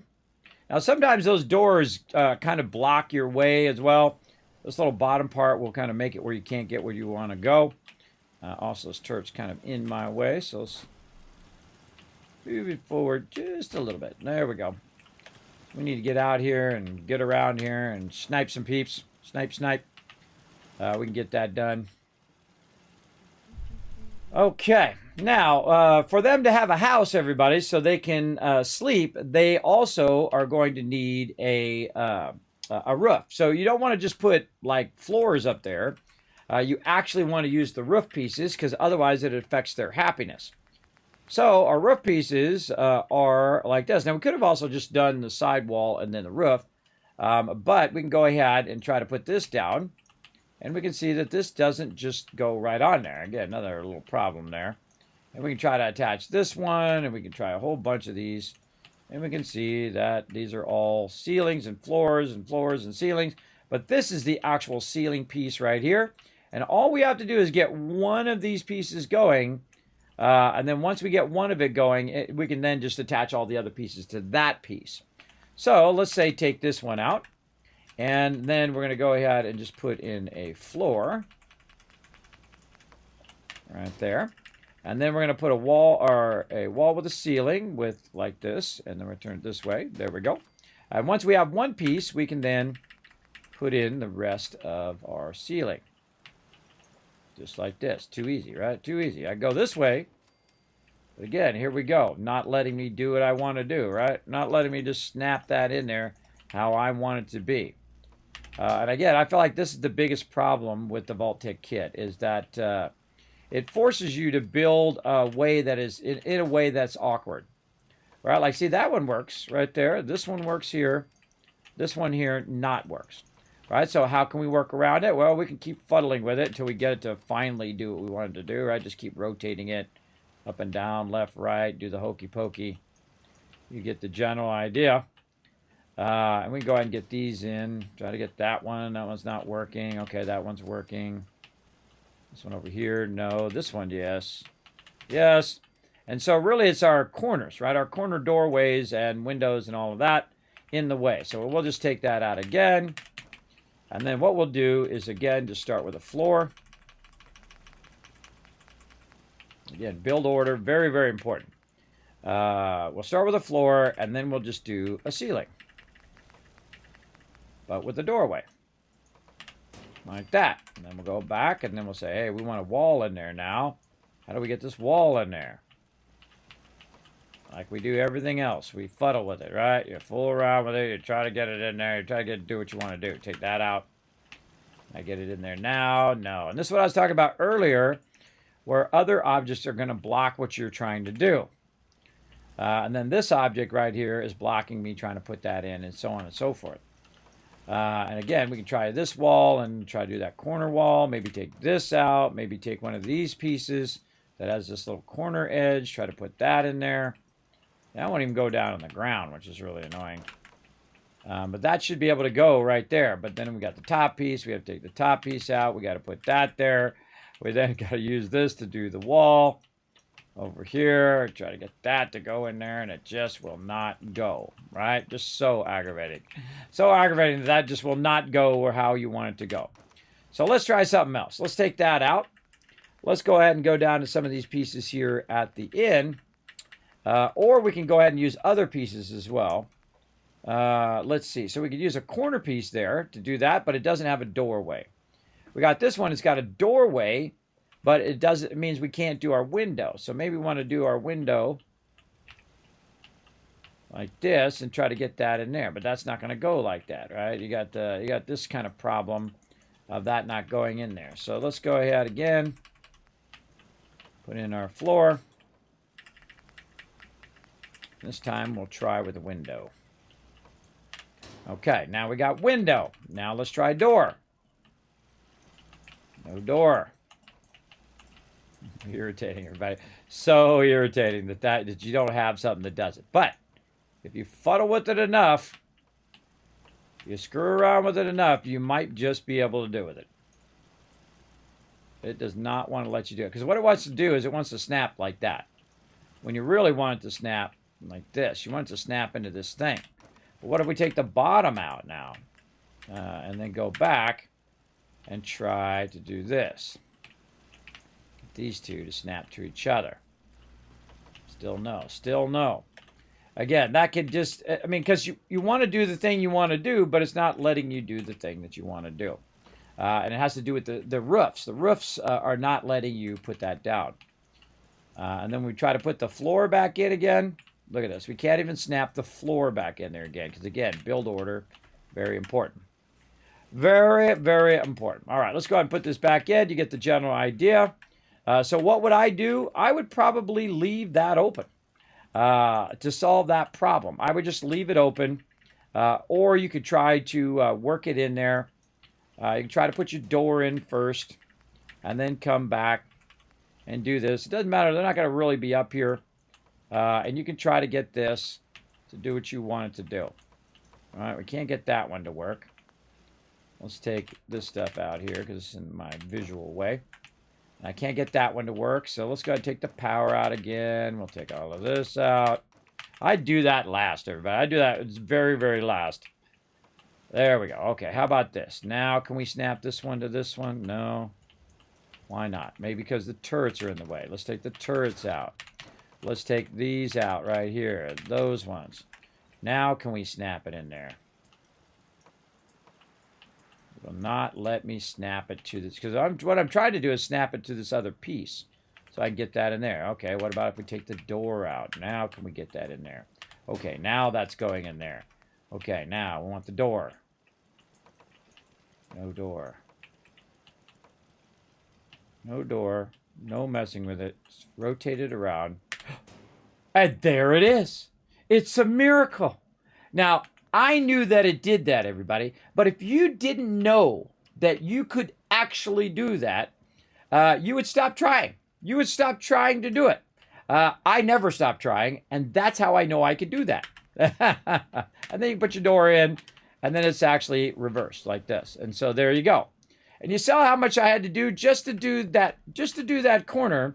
I had to do all of that kind of work around. Do this thing first and that thing first. So just so you know, the first thing I did, atrium floor. Then I did the window top. Then I put the door in, then I put the door piece in, and then I put the door in last. Then I can come back now and go back to my concrete kit, back to my floors, and then finish this stuff out right out here. Easy peasy. Look at this. Watch. Look how easy it is. See that? Just snaps right in there. It doesn't. It doesn't just do anything, everybody. It's always a giant struggle for everything that you're trying to do. Well, that works. But this over here, this doorway, is just going to make this as obnoxious as can be. Now, if it worked, it would snap. Now, maybe we'll just take the door out and try that. Oh, that's not going to work either. Not going to work, not going to go there, not going to let you snap it. And if I took the door out and I put that down, then it wouldn't let me put the door there. But it looks like it's attached. It's fine. It's good. We got our turret up here. That's what we need anyway. And so we good. But here's the funny thing. Now we don't need the doorway there. We need the doorway on the other side. And that is the funny part of that. And again, even if I try to put this here or any of that other stuff, it's not going to work. So a funny irony there, but at least we could kind of see over the thing there. We could look outside, so what's going on down there. So I would take that out. I would take this. I would rotate this way, and I would leave that open right there. But again, we could go in and we could work around it. Take that piece out. Go in, put in our doors. Now again, if I'm losing you, everybody, like Kismet, show me that again, kind of thing. Feel free to let me know in the chat, and I will help you understand how to make that stuff do what you want it to do. All right, and then now we'll go back over here. Get our floors. And again, you see how the door is blocking it because it's going outwards and not inwards. Right there, if we look at the side of it, we can see it's going outwards instead of inwards. This one's going into the thing. This one's going out to the thing, so it's blocking it. But what if we went in and we said, hey, I want to put a floor down there? What if we wanted to snap a floor there? No, that's not going to work. None of that stuff's going to work. But what will work is if you go back to the vault-tec kit here, and say you want to now add an overseer's room. Our overseer's room. And you go there. Or you could use another door there as well. And then I'll go ahead and pull the overseer's door over here and try to snap that right up into there. You're like, well, it's not, seems to be working. Well, the reason why this doesn't work, like I was showing you earlier where the two work together, is because, again, that's on the outside and not on the inside. There are pieces that are there to help you for that stuff, by the way. And they are these pieces way at the end of this, and they are called domestic doorway end cap. Right? These end caps are supposed to help you transition from what you got going on there, from these doorways, into things like your stairwells and other kits and things like that. Sometimes they help, and sometimes they actually block you and your settlers from doing what you want to do, which is a big bummer, I think. Now, what's a way around that? Well, we could go in and just go ahead and do something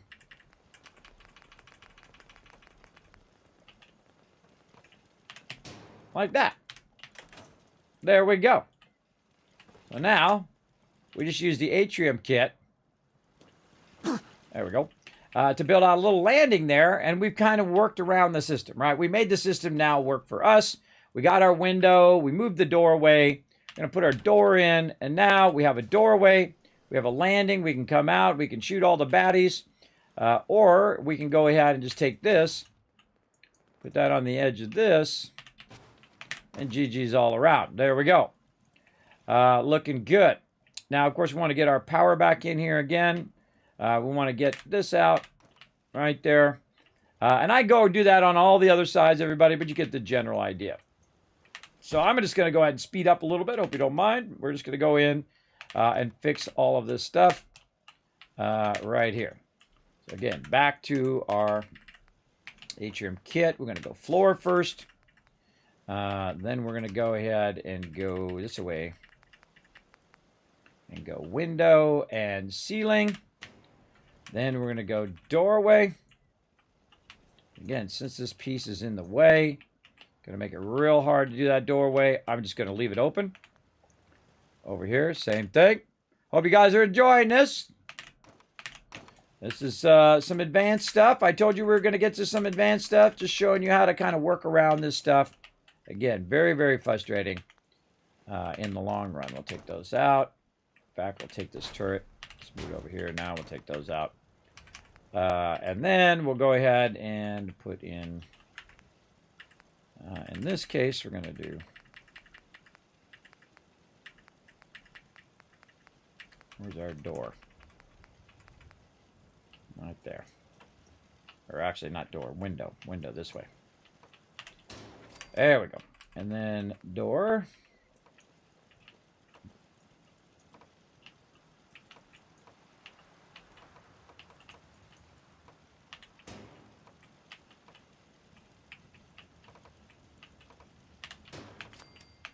And notice how I use the piece on the side to force it into that position. And then atrium floor.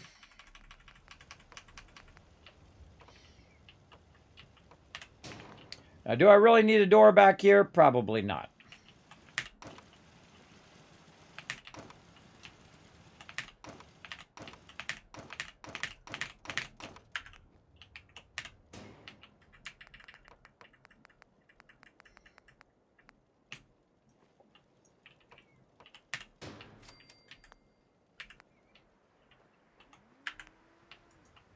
Wrong door.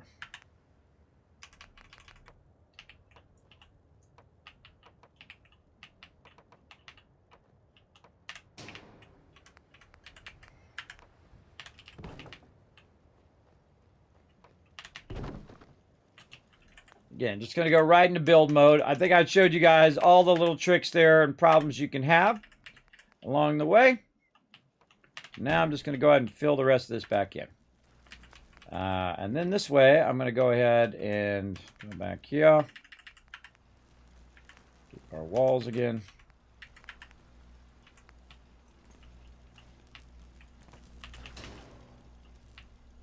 That's not going to let me do that too easily. I have this piece out here.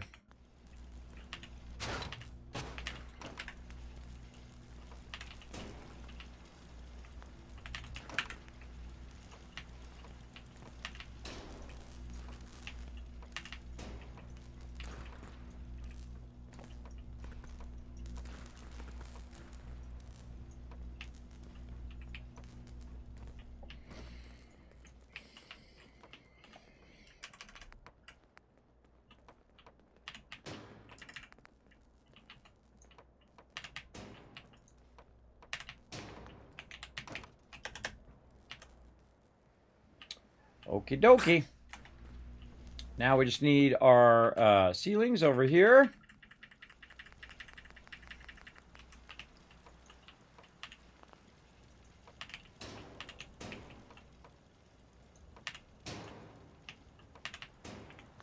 And GG's all around, everybody. There we go.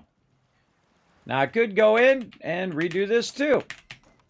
Let's do it.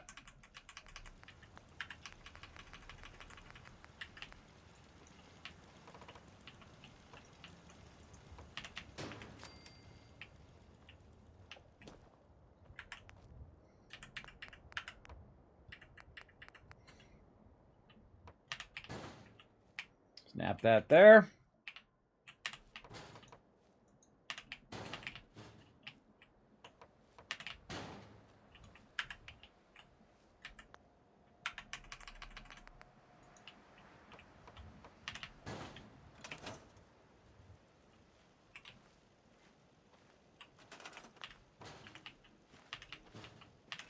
Make sure that's snapped in there. Make sure we can just walk straight up. Stop crouching, guy.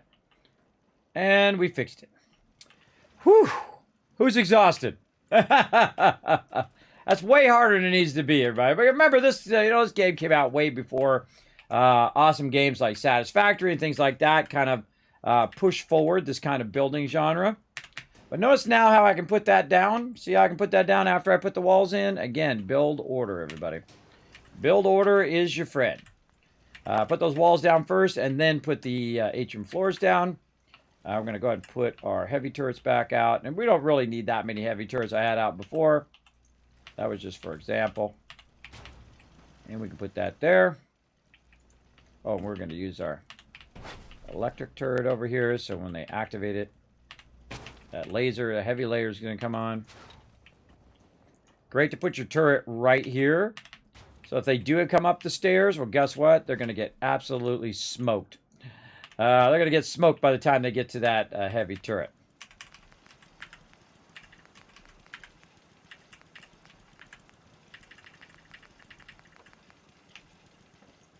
Railing back in there. Railings are so awkward. So awkward.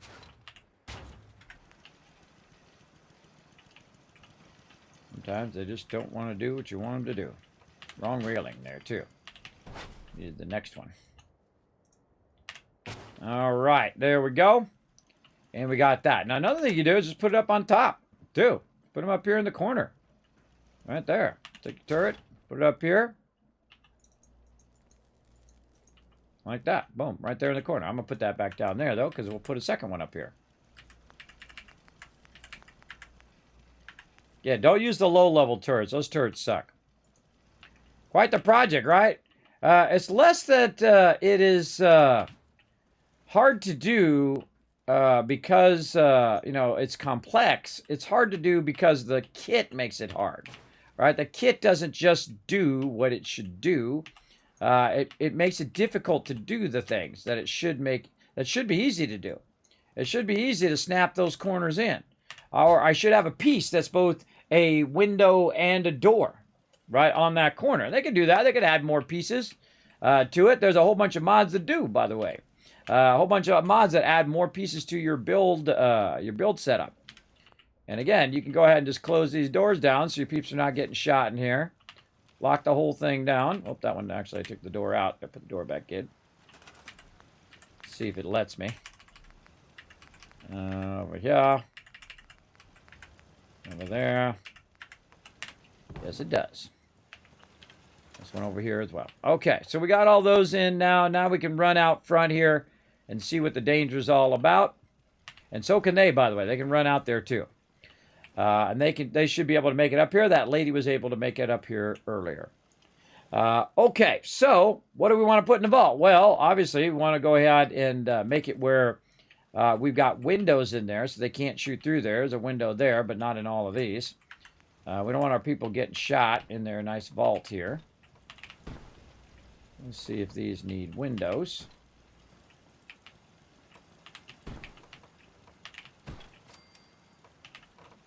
All right, now they're protected in here. They got a ceiling as well. So we're going to go back to our furniture, beds, and I've saved a bunch of these beds. Now, I find these beds are usually best up against the wall because then they're taking the least amount of space in the room. And I'm just going to go ahead and just make them a nice little bunkhouse here. Nothing too fancy. Right there. And then over here, same thing. We'll grab this one.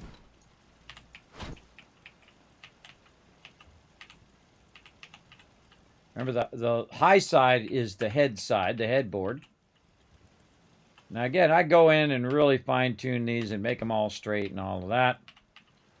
But I'm not going to. Also kind of blocks the windows a bit, too, but that's okay. Our goal is to get all of our beds back in this kind of style room. So we can do this, and then what we can do is put these real close to each other because they can get in on the opposite sides. Like this, and then leave some room for them. And then right there, and I would go, I'd go 20 beds at least. In the long run, something weird about that spot right there. Yeah, let's go with that. Go with that, and then somebody gets to sit over here by the electric. Okay, now also, I want them to do some work, right? So I'm going to go ahead and make it nice for them. So up here, going to be their bedroom, right? That's where they sleep, up there.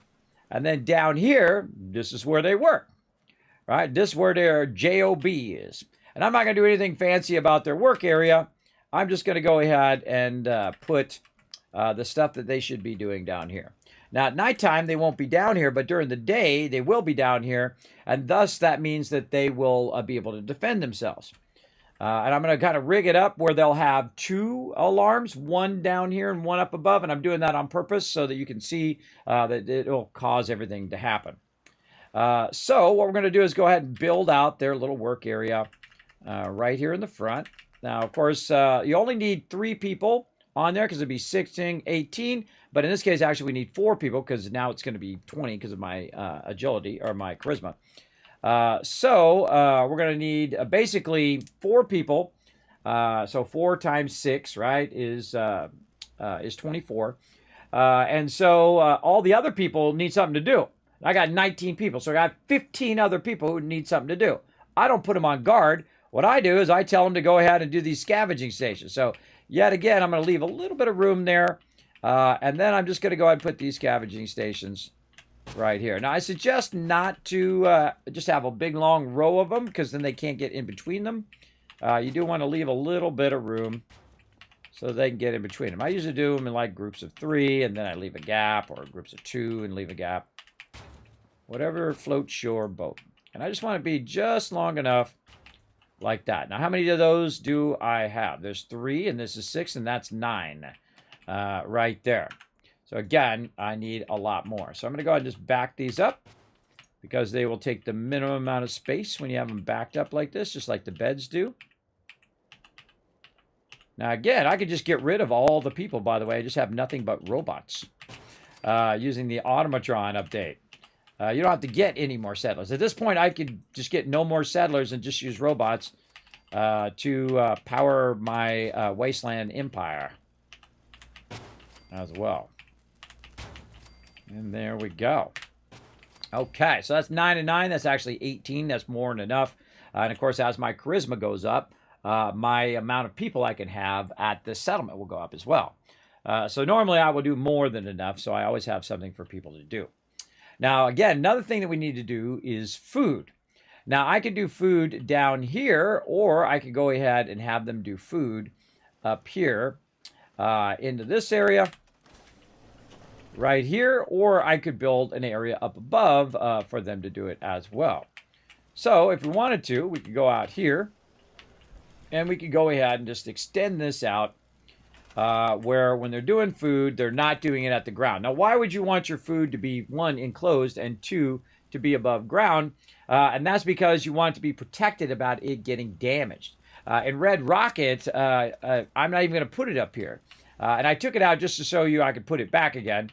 But the best place for your food is right here in this little room because it's protected already. It's already a built-in location that you can do it. Now, if you missed it when I did it before, all I do is I go into miscellaneous. You got to have wood and fertilizer. Remember, we only need 4 of them. So we can just go ahead and put 1, 2, 3, and sneak in number 4. It doesn't matter how they are. Now, another thing we should put in is a Brahmin feed tray in here, so it's collecting more fertilizer, and our Brahmin will end up there. Now, one of the things I suggest you do, though, is when you're putting your actual garden down, is that you don't put them in there like that. You actually put them out here first, and then you're going to move them into position. So in this case, what I'm going to do is kind of mix the things together. I will make exactly as much food as I need. So I'm going to go to food here. The number one thing they eat, by the way, is potatoes. That's the first thing they'll go for. If you have every type of food, the first thing they eat is potatoes. Now remember, potatoes need to be in pairs of 2, like that. That's kind of hard to see here. Let's go ahead and forward time. Let me talk to this guy. You should know, the people have been complaining a bit about the bed situation. I just want to trade a few things. Sure. And then I'll cancel. See if he gets up. Nope. Go over there. You're in my chair, bro. You're in my chair. Okay, forward time. All right, we're going to forward time so it's not dark. Not dark. Now, again, when you guys found a settlement, I actually will build a pretty big settlement there and build it out like I did with Spectacle Island for Brando. He's got his name up as the founder of that one. We're going to put AMZ's name down when we get this all kind of set up as the founder of this one as well. All right, good enough. There we go. All right, and we'll take some of this stuff out right here. Take that out. And you can see we got our nice kill box up there. Very cool. We've got all that there. And again, we've got our garden plots here. So again, let's get back to food. Now we need roughly 19 food, but we're going to make a little extra. Now again, this is 1 food unit. Mute fruit, you put 1 down, that's 1 food unit. But all the other stuff is a half a food unit. So to put it down, what you want to do is go ahead and first, I would not do these big ones. I would do the smaller ones. It just makes it easier for you to put them down in the plots here. So we're going to go 1, and we're going to try to put another one down. There we go. And try to get 4 of them across if you're doing potatoes. Now, sometimes you might have to rotate it and fuddle with it till you get it right. Now, you should be able to click this and move all of them at the same time. There we go. So that's 2 food units there. And more over here. Random people walking in front of me, which is always irritating.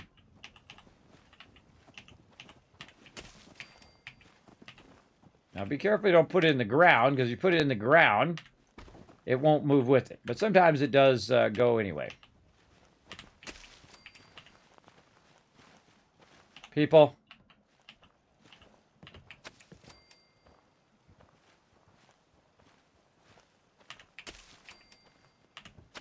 Okay.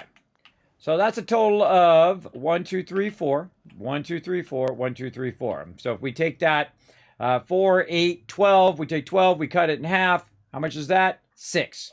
Now I could make it more perfect in there or whatever, but I'm just showing you guys how you can just take that and then just slide that right in position. Otherwise, if you try to put it down right there, you can have all this stuff that's too close and is blocking your ability to put it down. So much easier to do that. Now, the one I prefer is the mute fruits because they're just so easy because you're going to put down 6 per planter. So that there, and then you're there, and then you're there, and there you go. You just did 6. So now that's 12, and then we put that in there. And again, you can put it in the middle and go through all of that stuff. But me, I'm just going to throw it in there.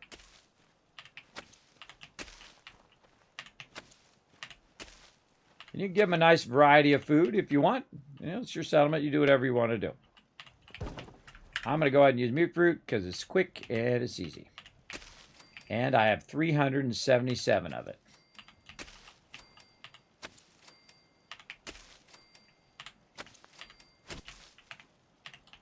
Again, make sure, see how it didn't go with it? I would take these ones back out. I'd try to put those back down again.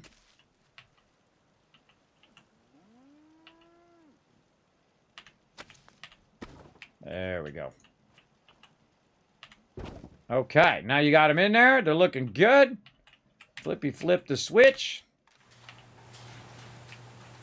And now you got a nice protected area. They will not flip that switch, by the way. I've never seen them flip that switch and open that thing back up again. So there we go. So now we got some food. Now we got to tell the people to do the food. Hey, lady, get in there and do that food. Hey, you. Get in there and do that food. Hey, you. Go do that food. Sure. And lady walking over here trying to get into my chair. That's what you get for trying to use my chair. You're there. Now again, up at the food there, it should be 24. If it's not 24, then they're not actually working on all of the food. See how it's red there? If I move away and then I look back, I can see that she's now on there. Sometimes it doesn't auto-update. You have to kind of move off and then move back for it to update. Okay, what's everybody else doing? Well, let's find out. Let's go ahead and hit the bell. Show you a great trick for getting everybody over here. What you do is you hit the bell right there. You hit T, and then we just forward time by an hour. Boom! And they'll all just like appear, like they're falling out of the sky, just like that, and then you hit the bell. So they don't walk off. What do you need? Right? Then what we're going to do is we're going to go to each person, and we're going to look at what they're doing. Okay, you're not doing nothing. On to there. What are you doing? You're doing food. Now, by the way, when the game first came out, when I was learning to do this, there was no menu up there that told you what they did. So I literally went and put everybody in like their own unique outfits so that I would know what they did just visually. Right? Like somebody have a farmer outfit. I knew they were a farmer. If they were dressed up in a tuxedo, then I knew they were somebody who was doing vending and things of that nature. And again, this is so easy once you use that bell. Okay. And then he's doing that. Now, why do I have so many of these? These do stack, by the way. I have tested it extensively. They do stack. And you'll see that these guys will just be doing nothing but collecting me resources. So I don't have to buy resources. They'll actually collect them. Now, it takes them a while, obviously, to get that going on. But we're going to have them out here working their little booties off. Okay, who else we got? We got that. We got this person who's our provisioner. Person doing food, and that's it. There we go. We got everybody assigned, do their stuff. If people are idle, by the way, more than 4 people are idle at your base, no more settlers will show up, by the way. So if you have 4 people at your base and they're doing nothing, that radio beacon is doing a whole lot of nothing right there. Okay, so there we go. So they're going there. Look at that kind of cool thing we built up above the red rocket there. Love it, love it. I think it's pretty awesome.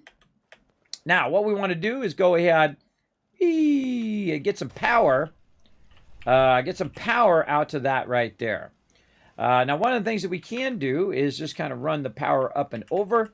I can also use a wall connector over here. Like I take the turret out of there.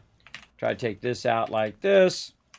And then go back to the kit over here. Get that atrium kit. And we're going to go ahead and line that up. Like this, right? So easy. Just line that up right there. Oh. Why doesn't it just snap in there? Why won't you just snap in there? And that's because that darn door is in the way. But that's okay. We'll just do this. We'll put this back out here. And then what we're going to do is we're going to run the power from here, which is going through this right here. And we can go ahead and actually use different things. Now, see how this wall is reversed? Show you a little something about the reverse walls here, even though it's got the power right behind it. If I go in and... where's my connectors? Way at the end, right over here. If I go in and try to use this vault-tec power conduit, and we'll just go ahead and use a light just so we can see if it turns the light on. Or actually, we can bring our signal beacon back out. Our radio beacon here. Put that down. We can see it's not being powered, and we try to run this like this. Notice that it does not have any power. And that's because this is not actually connected to what's behind it because it's turned the other way, right? So we're not getting that actual power being run through there. So what if we take this out and we take that out? And we just go ahead and extend this out just a little bit more. Like this. And we go in and we use one of our more extendable things here. Like this. I'm going to show you a great trick for running wires through walls as well. And so we'll just go ahead and use this one. There we go. And we'll get that little corner, and we'll get this little corner. And then we'll try to do the same thing, right? We'll go ahead and put this down there. Oops, sorry, wrong one. We're going to put it like this. Or is it other way? Other way. Not a big fan of it rotating, by the way. Now again, see, that should snap in there. That should go just like that in there.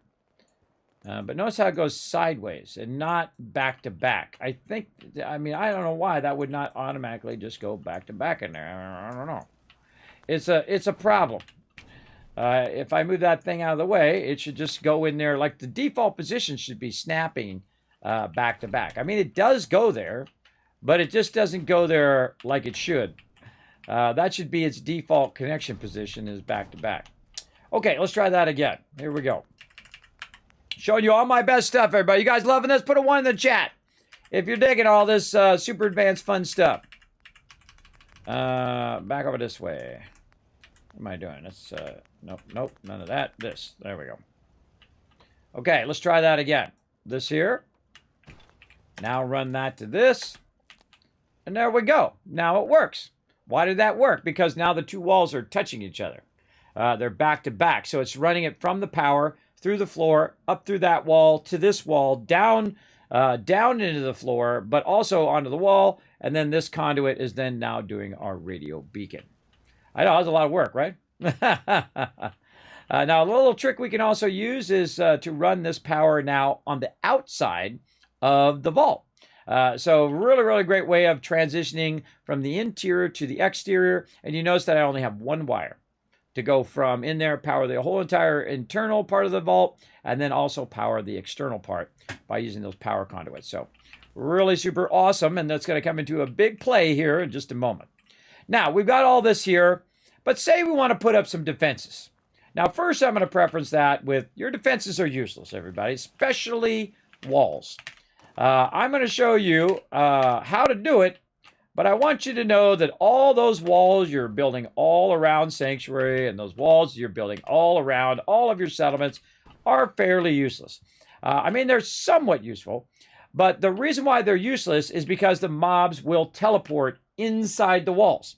So when you come back and they're battling, and even though you have all the doors closed and all that stuff closed, it's still, oh, a dragon hammer down there. I like it. You still can't go in and, keep them out, right? But it does work to a certain degree. So what we're going to do is use my favorite kit here. We're going to go ahead and use the concrete kit. I love the vault-tec kit as well, but the concrete kit works very, very well for this type of thing, where you want to just go ahead and block anybody's ability to get in here and cause any rowdiness up in there. And I notice I'm kind of just lining it up to this edge. I'm kind of looking at where I'm going, excuse me, like this. Now what I'm first going to do is align my walls, right? I'm going to line my walls across here as a reference. And that reference is against this back wall. Now see how it goes like that? How they're going against? Hold down E. Oh, look, we got all our other stuff. Hit tab, cancel that. Right, it's too close. So let's move this back. Oh, and I just realized I left my other radio beacon out there. Move that back. Let's take this out of here.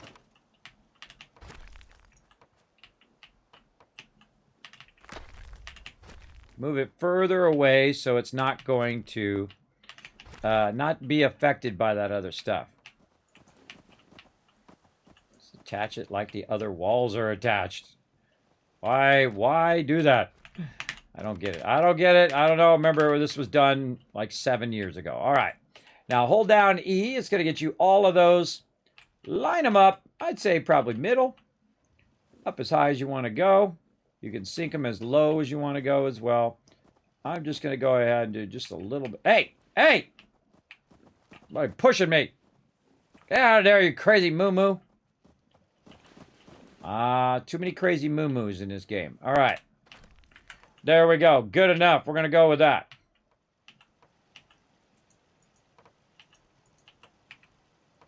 There we go.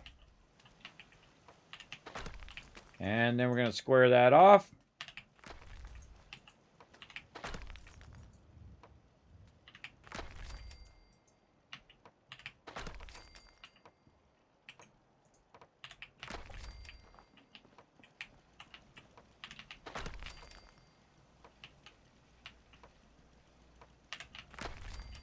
Makes no sense. Makes no sense that it goes that other way unless I actually told it to go that way. Okay, we're going to run it all the way out to the end. You might notice I haven't put any doors in yet. We'll deal with doors later on. Now, one of the cool things about the concrete kit as well is it will snap at certain degrees. See, a little bit forward, a little bit forward. Oh, man, that is really, really useful later on. Now, is it going to be straight across the front? I seriously doubt it. Now, again, everybody, I'm just telling you, this is mostly useless, but we're going to do it just so we can do a little stuff. Oh, is he dead? Just taking a nap. Yeah. Get back to work. What is this? There ain't no naps, not even for crazy moo-moos. Back to work. Don't give me that look. Don't give me that look. You know what I'm saying. Don't give me that. Yeah, both of you. Especially you on the left. Especially that left one. All right, back to work, people. All right. Crazy moo-moos taking a nap.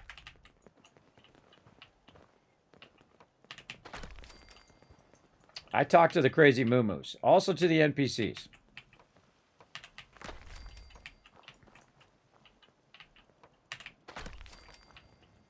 By the way, I can make 632 of these walls. Now, one of the problems that you're going to have is about to happen right now. See that, how the wall is too close? So that needs to be taken back out. Now, I suggest if you're going to take stuff out, store it back at the workbench. I'm hitting tab and then E like this. And like usual, crazy moo-moo's right in the way. Crazy moo-moo! Hey, who's the provisioner? Who's crazy moo-moo? Push him! Push him out of the way! Crazy moo-moo! Alright, I know how to solve this problem. Where'd it go? Forward time by 1 hour. Double the cow, double the wow. There you go. How do I know you're not a synth? The way you know if I'm a synth or not is if I loot. If I'm looting, then there's a high chance I'm not a synth. But if you see me walk by a bunch of loot, dead giveaway.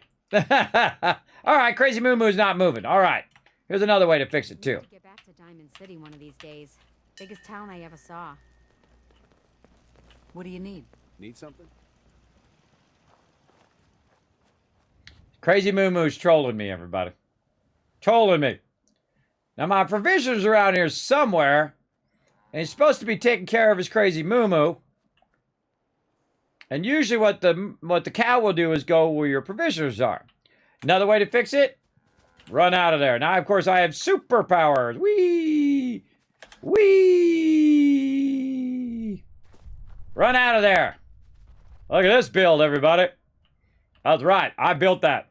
It's called the Tower of Hope for St. Jude's because we're raising funds for St. Jude's Children's Research Hospital. You want to get your name up in lights? You absolutely can. Any donation over $15 to St. Jude's will get your name up on there. You can even found settlements like AMZ did over here. And we are building out a giant mega build over there. Well, it's somewhat of a mega build. Whee! All right, let's see if our crazy Moo Moo decided to move. Nope, still there. Still in the way. Okay, what to do? What to do? Let's try to teleport. Oh, my map thing's not working. Let's try to teleport to the same location. There's a lot of things that you can do, and one of them is get this guy out of the way. Yes, you can wait 24 hours. Exactly. Yeah, watch that Backseat Gaming in the chat, though.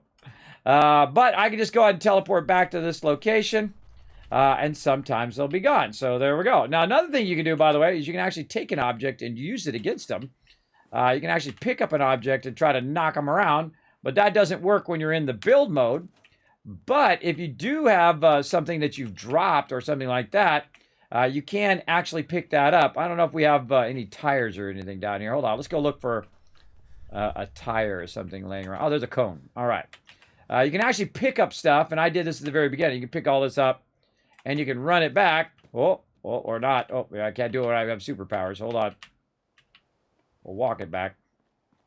Or we just kind of Kobe it. Kobe! What I did there is I held down E to pick it up, and then I held down R, and then I released R, and then it threw it. So what you can do is go ahead and get a physical object and try to push other people out of the way with that physical object. You can see that it does push it into the mob, but the mob is not going to get pushed by that object, just so you know. But you can drop it at your settlement and then go into workshop mode and then scrap it. GG. So you can shoot hoops and you can do all that kind of fun stuff. All right, so Moo Moo is in the way. Let's try something else. Let's go over here to Sanctuary, and plus we go over here and check on our purified water while we're at it. And let that Moo Moo catch a clue.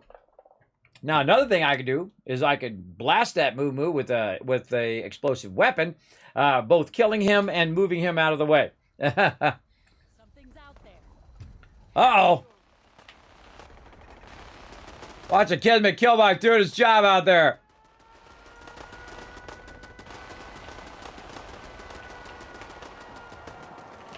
Over here? Nobody? Oh, yeah, right there. Kismet Killbot's way up there in the corner, shooting down over here as well. Yeah, robots attacking. Did you hurt dog meat? Oh, now you gotta die. Nobody hurts my puppy. Are you okay? You'll be fine. Walk it off. Walk it off, you'll be fine. Da da da da da da da da. What do we got? Now, you might be thinking to yourself, Kismet, where the heck did all the buildings go?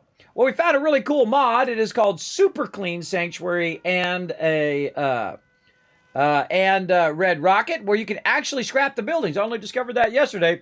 Where you can scrap all the buildings out, which is cool. Or you can leave them pre-war and utilize them if you want. But I went in and I scrapped them all, and it was awesome. It's very, very cool. So now you have this big open area.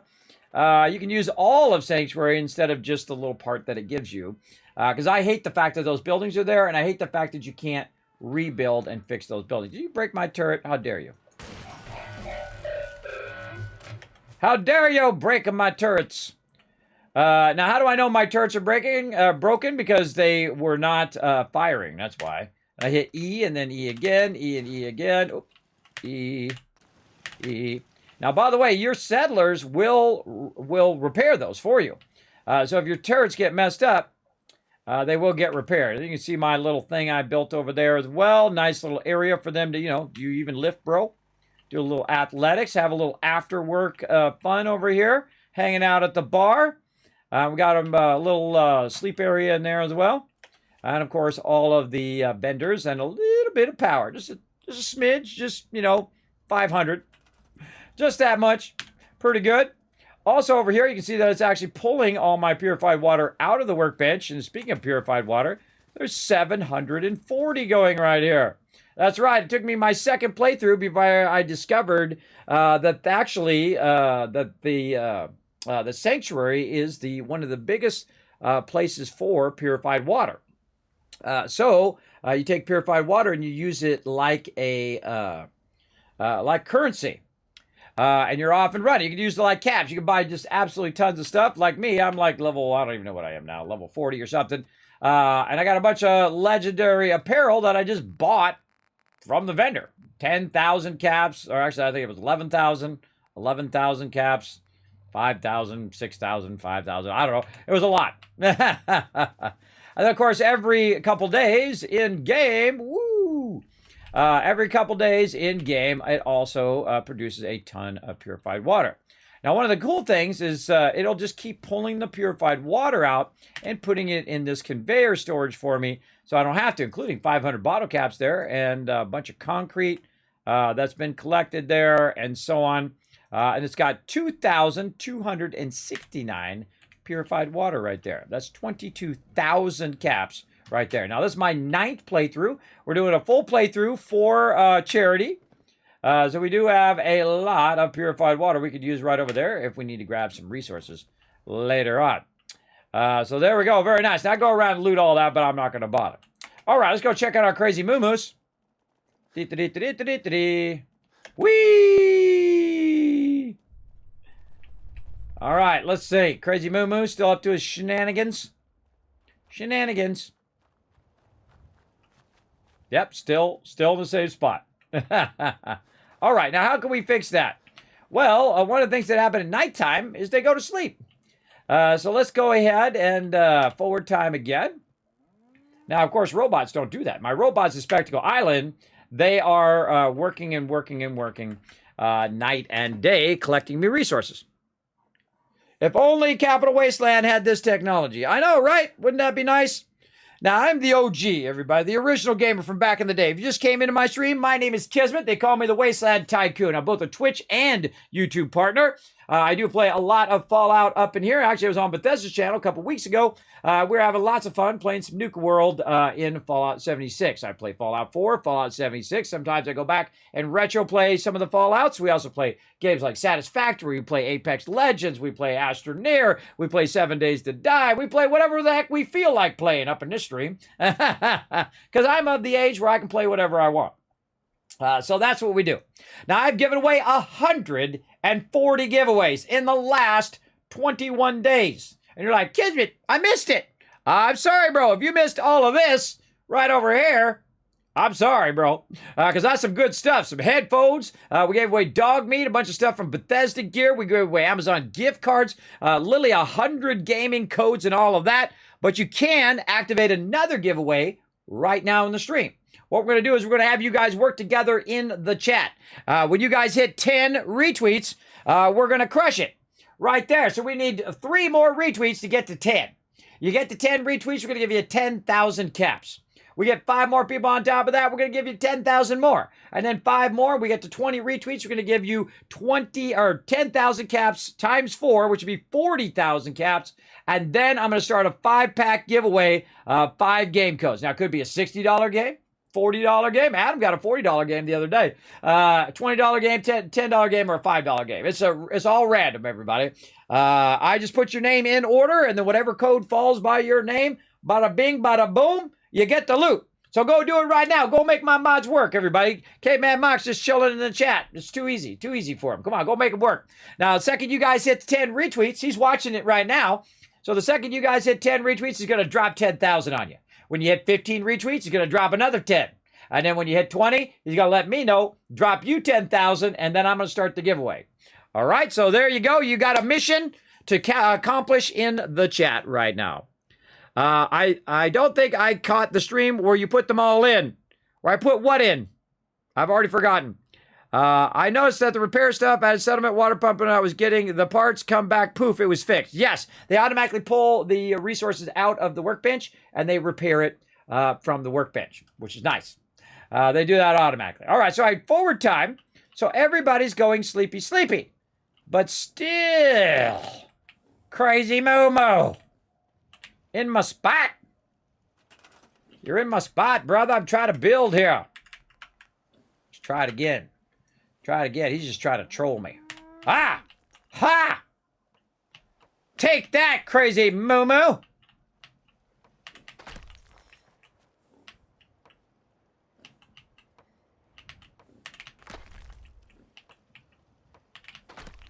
Ah!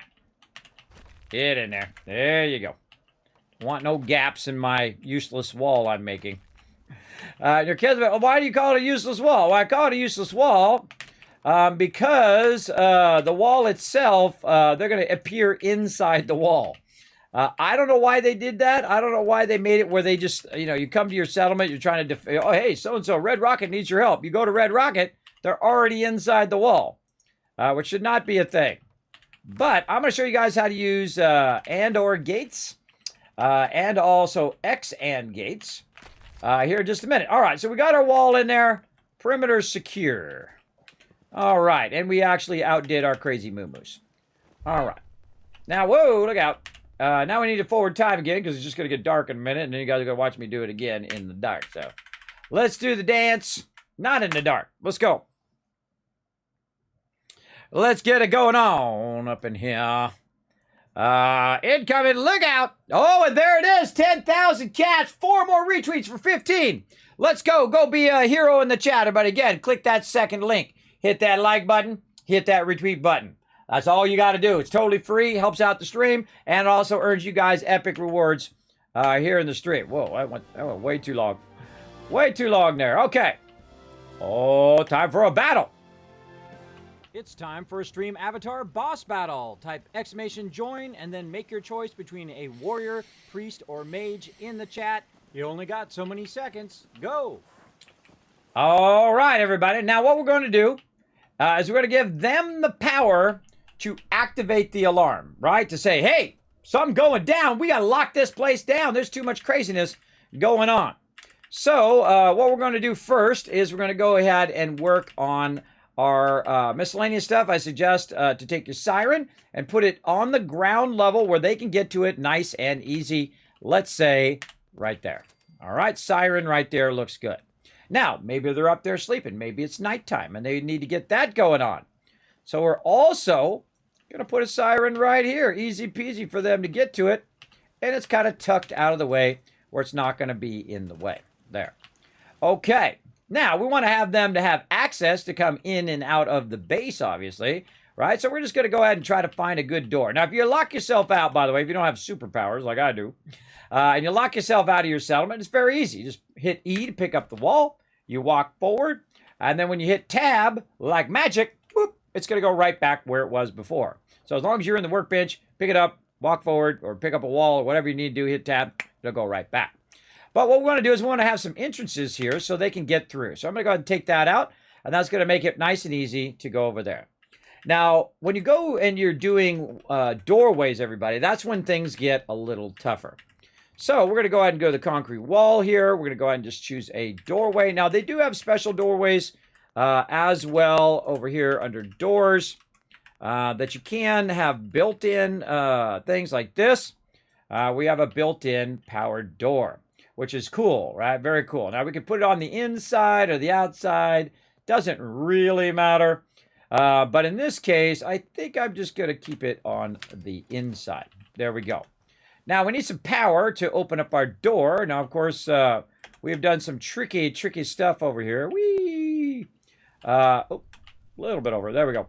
Some tricky stuff right up here where we've actually used the internal power that's inside this kind of little mini vault that I built here, but I have the power running out through that conduit.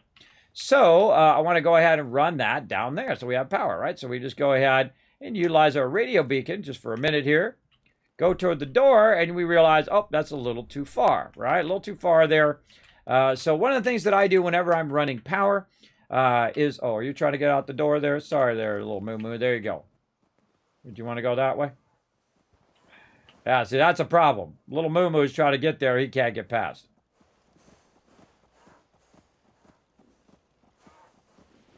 He'll eventually jump there. If you want to accommodate your moo-moos, you can do that as well, and I'm going to show you how to do that here in a second. So again, whenever you're doing that kind of stuff,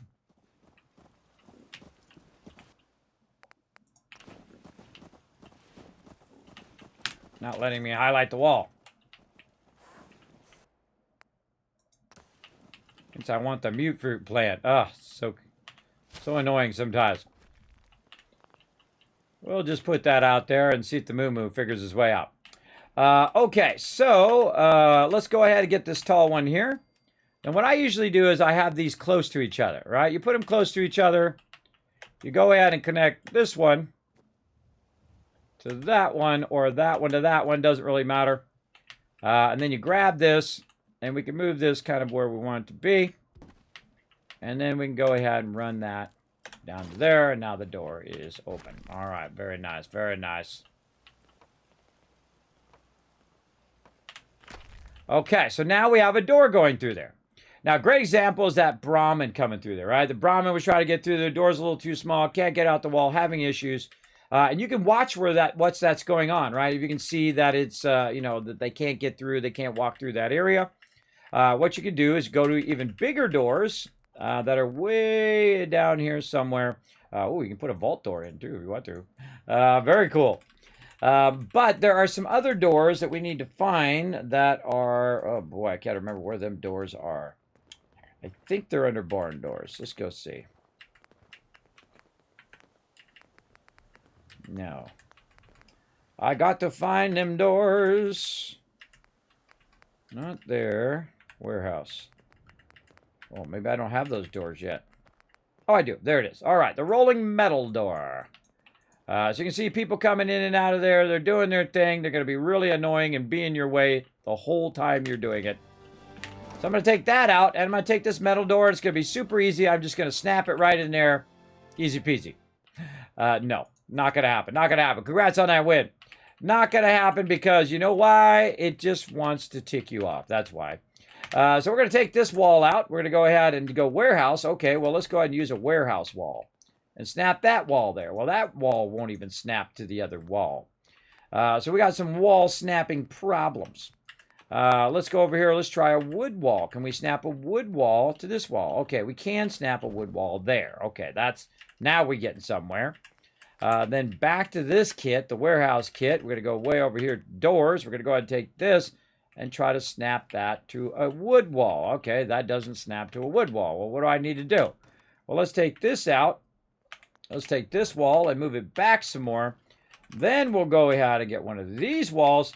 And then we'll take this wall, and it'll just super easy, just snaps right to that wall, doesn't it? Again, I don't know why the kits, somebody didn't, think this out. Why didn't you go in and try to snap that to that, right? Why is this warehouse kit not snapping to the other wall there? Again, this just seems very odd to me that this stuff just doesn't snap to each other. Now, how can you work around that? Well, again, like I was saying earlier, the way you snap, the way you do stuff is through your floor stuff, right? So I can go ahead and try to snap that there. Then I can go ahead and move that there. Then I can go ahead and go to a wall. Then I can snap the wall like that. Take all this out. Don't need that anymore. And then back to the doors. Then I can take the door and I can try to snap it to that. And it's going to be real awkward, of course, because that's the way it goes. And there we go. Now we got what we want. Now we take all the other stuff that we didn't want back out again. And then we go ahead and we put the walls in. Like that. And now we got a big old rolling gate. How cool is that, right? And then again, we'll go ahead and take our big old rolling gate. And we're going to run it up here. And up it goes. Now, what if you wanted to have the power to open the gate or close the gate from inside and outside the gate? And that is when you need logic gates. And that's what we're going to get going on. Were they added later? They were added later. They were absolutely, all this stuff is DLC here. They're added later, and they never made the later kits work as well with the earlier kits. The best kit that they made, by the way, is the concrete kit for overall usability. All right, quit standing there looking at the wall and get in there. Now, what you can do is pick it up, and at some point they'll realize it's not there, and they'll just start walking. You can pick up something temporarily, and they usually will walk. See, like that, if you wait long enough. Boom, and then you can put it back, and then he's made his way through. Again, they've got to be able to path their way through that wall and through that door. Now, I've just got power running to it, which means it's just going to stay open all the time, which is not what you want in an emergency. What I wanted to do is have a bunch of doors in different areas, in the back, in the front, and the side, that are open all the time. People come and go, do whatever they need to do, and then when something goes horribly wrong, like they get attacked, well, guess what? I want to go ahead and have it where they can go ahead and flip this switch. The settlers do it, not me. I'm going to be standing off the side watching them do it all the work. But I could come in here and blast them if I wanted to. But they're going to come over here, flip the siren, and the siren is going to cause all the doors to close. That's what we're going to do. I'm going to show you how to do it right now. Now, again, I could tell you all the X and N's and all of that blah, blah, blah stuff. I hate it when people do that. They just tell you what it does, but they don't tell you what it's used for. So what we're going to need to do is we're going to need to get this going on. Now, we got a little problem. We're out of circuitry. So let's go ahead and go grab some of that. Superpowers activate. Da-da-da-da-da-da-da-da. Whee! Whee! Very fun. Very fun. Okay, over here, we need some circuitry up in this baby. All right. Thanks for your help fighting them off. You're welcome. I was glad to help out. I can't argue with your timing.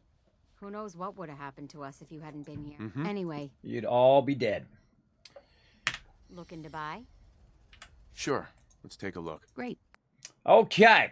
Now, if you're me, everybody, or if you're on console, Xbox, PS4, PlayStation, new PlayStation, doesn't matter. If you're on PC, or like me, at some point, you could do this.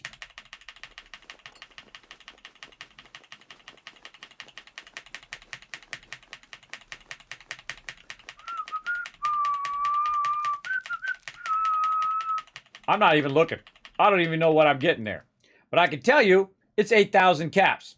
And because I make so much caps every few days in game, I can literally just dial in 8,000 caps. In fact, I can dial in not only her caps that I owe her, but also the caps that she has on her. So that'd be about 88,000 caps. So I just dial that right in.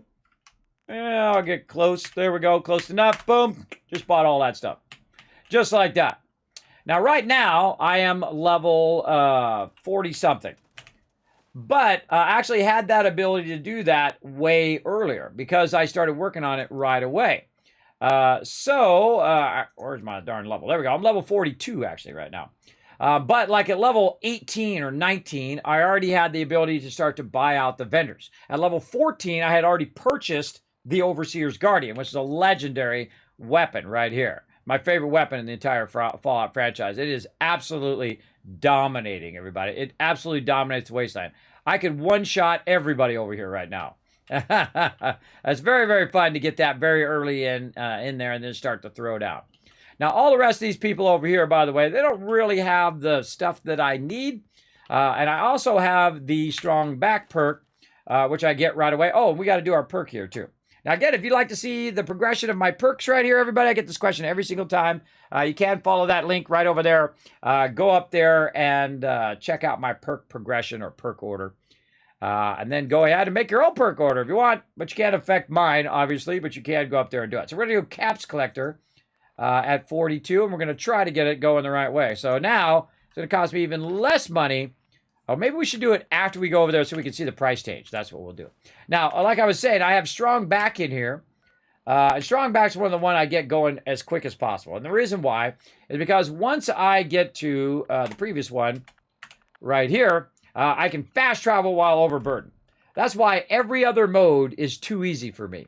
It is too easy, and I go immediately to the survival mode. I've played through the survival mode like 5 times without the ability to quick travel. But since we only have so much time in this particular playthrough, because we're doing it for charity, we are going to go ahead and use that power of being overburdened and travel at the same time. Now, the way I normally travel while overburdened is either I will split it up and put it in a container, take what I can, teleport, drop it off, or I will run it back, or I will just walk it back overburdened. I will do that as well. Back to a camp and drop it off there. But also another way to do it. I do wear funny clothes, yeah. Another thing that I will do is I will call a vertibird. And then I will get on the vertibird, and because I'm overburdened, I'll just get on there, and the vertibird will take me where I need to go, and then I get off there and drop off my loot. That's how you do it in survival mode. Now, I got to come over here and get me some circuitry if I can. We're so delighted you've chosen us for your shopping needs. We buy and sell I'll take a look, sure. All right. Now, let's see. Now, normally I buy a bunch of 308 ammo, but I got about 1900. I'm fine. So what I need is I need circuitry, and he doesn't got any right here. Now, again, I go through and flex a little bit and get all of that right there because I literally have right here 16,170 caps. And by the way, while I'm here, it's over there making me another $7,000 right now back at my first camp. And that's what I love to do. It's called multitasking or compound interest, if you want to call it that as well. It's constantly generating me income like a business. Right, now, of course, we're going to go ahead and forward time here so the vendors come back out, the daytime vendors. And then I'm going to go to those vendors and see what they got. Right over here. What are your thoughts on factions? Do you got a favorite, least faction? Yes. I like Preston. I think Preston is the guy who helps the little guy. I like him a lot. He's like the true hero. Even though he does need a settlement, another settlement needs your help. Don't blame Preston for that. That's bad programming. That is Bethesda's fault. They made everybody dislike Preston and make him into a meme just simply because Preston could have went, hey, another settlement needs your help. You want to take this quest right now? Not right now, Preston. I got other things to do, bro. Can I come back to you later? Oh, sure, Kismet. Come back to me later. I'll give you the quest then. All right. Thanks, Preston. Bye. And then that meme would not have existed. So you blame Bethesda for that one. Don't blame Preston. Not his fault that he was made improperly there. Oh, I'm looking for aluminum too. Let's get that while we're here. So no circuitry here either. So we'll go ahead and dial in. Let's say, I don't know, close enough. Whatever. Whatever. Right over there. Now, in one of my previous playthroughs, without looking online, by the way, because I'm old school. I'm old school. So as I was running around, I started writing down all the shipments of what all the characters, all the vendors have. Yep, right there. Long ago when the game first came out. Because that's what I would do. If I was really there, I would have a little notebook and I would say, okay, where does everybody have circuitry? All right, Tegan at the Brotherhood of Steel has circuitry. Who else got it? Tinker Tom's got it. Carla's got it, who's my favorite. Trash Can Carla. She's my sweetheart. But they don't have any here at Diamond City. So let's go back to Sanctuary and see if she's chilling out over there. And if not, we'll go to the Pridwin and whatnot, because she's not always at Sanctuary. She's usually going along her little route that goes down past the little diner and then way down thing, all the way back. She's doing her little route thing. Oh, there she is, though. I can see her over there. What up, girl? Yes, I'm trading. Just so you know, I'm going to tell you up front. Yes, I'm trading. Hey, Carla. Need to pick something up? Road's pretty long from here. I do. Sure. Let's take a look. You break it, you buy it. Well, I'm going to buy it all. Because that's just who I am. No comment to waste that tycoon for another. Let's go, baby.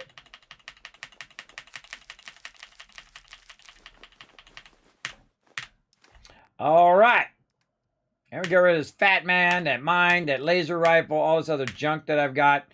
Even gonna get rid of that legendary right there. I got a Brother of Night thing, Field Scribe, bunch of other junk I can get rid of. Junk, junk, junk, junk. Water, out. Oh, God. Now, she still owes me $2,647. All right, maybe a little too much on that water there. All right, let's ease off. Let's ease off a bit. Let's take that back out. Now, here's a great little trick, everybody, is when you're doing this, in Fallout 4. By the way, a lot of things that I'm showing you, by the way, also carry over to Fallout 76. Like I do purified water in Fallout 76 as well. That's how I also make a lot of money. Passively. I'm off doing a bunch of other stuff. Now, it's going to be like 80 water. It's going to be like, say, 600 caps. But it's 600 caps that you didn't have to do anything to gather. You just had to get the original resources, put it down, and then it just makes nothing but money all day, every day, non-stop. No more money you have to invest into it, and it just does nothing but generate money. And that is a good investment. Where you put in one big investment or one investment in, and you just get nothing but profit out. Profit, profit, profit constantly. So we need to dial in, let's say 254, close enough. Boom. And now we good. Now we good. Traded that out. Got all that loot. Got some circuitry. And now we ready to run back. Hoo-yah! Onto the bridge. And back over here to Red Rocket. Oh, I got an idea. Hold on. Let's go over here for a second. I love that fast run. That's really fun. That's a Superman mod that you can get for it. We got to like level 35, and then we added some mods, the ability to mega build right here, basically unlimited. I even put hearts up there. Not only did I put a heart there, but I put it on all the sides. So the Wasteland knows where to go. We call this the Tower of Hope. We're making this on behalf of St. Jude's Children's Research Hospital that we are raising funds for right up there. And you can help us go a little bit further, get your name up on the Tower of Hope as well, like all these other awesome people right here.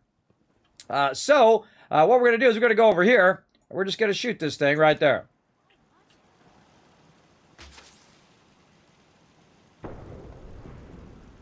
Because we set up a fireworks launcher, which changes the weather. Very useful. Whoa! Oh, things blowing up out there. Things are blowing up. Whee!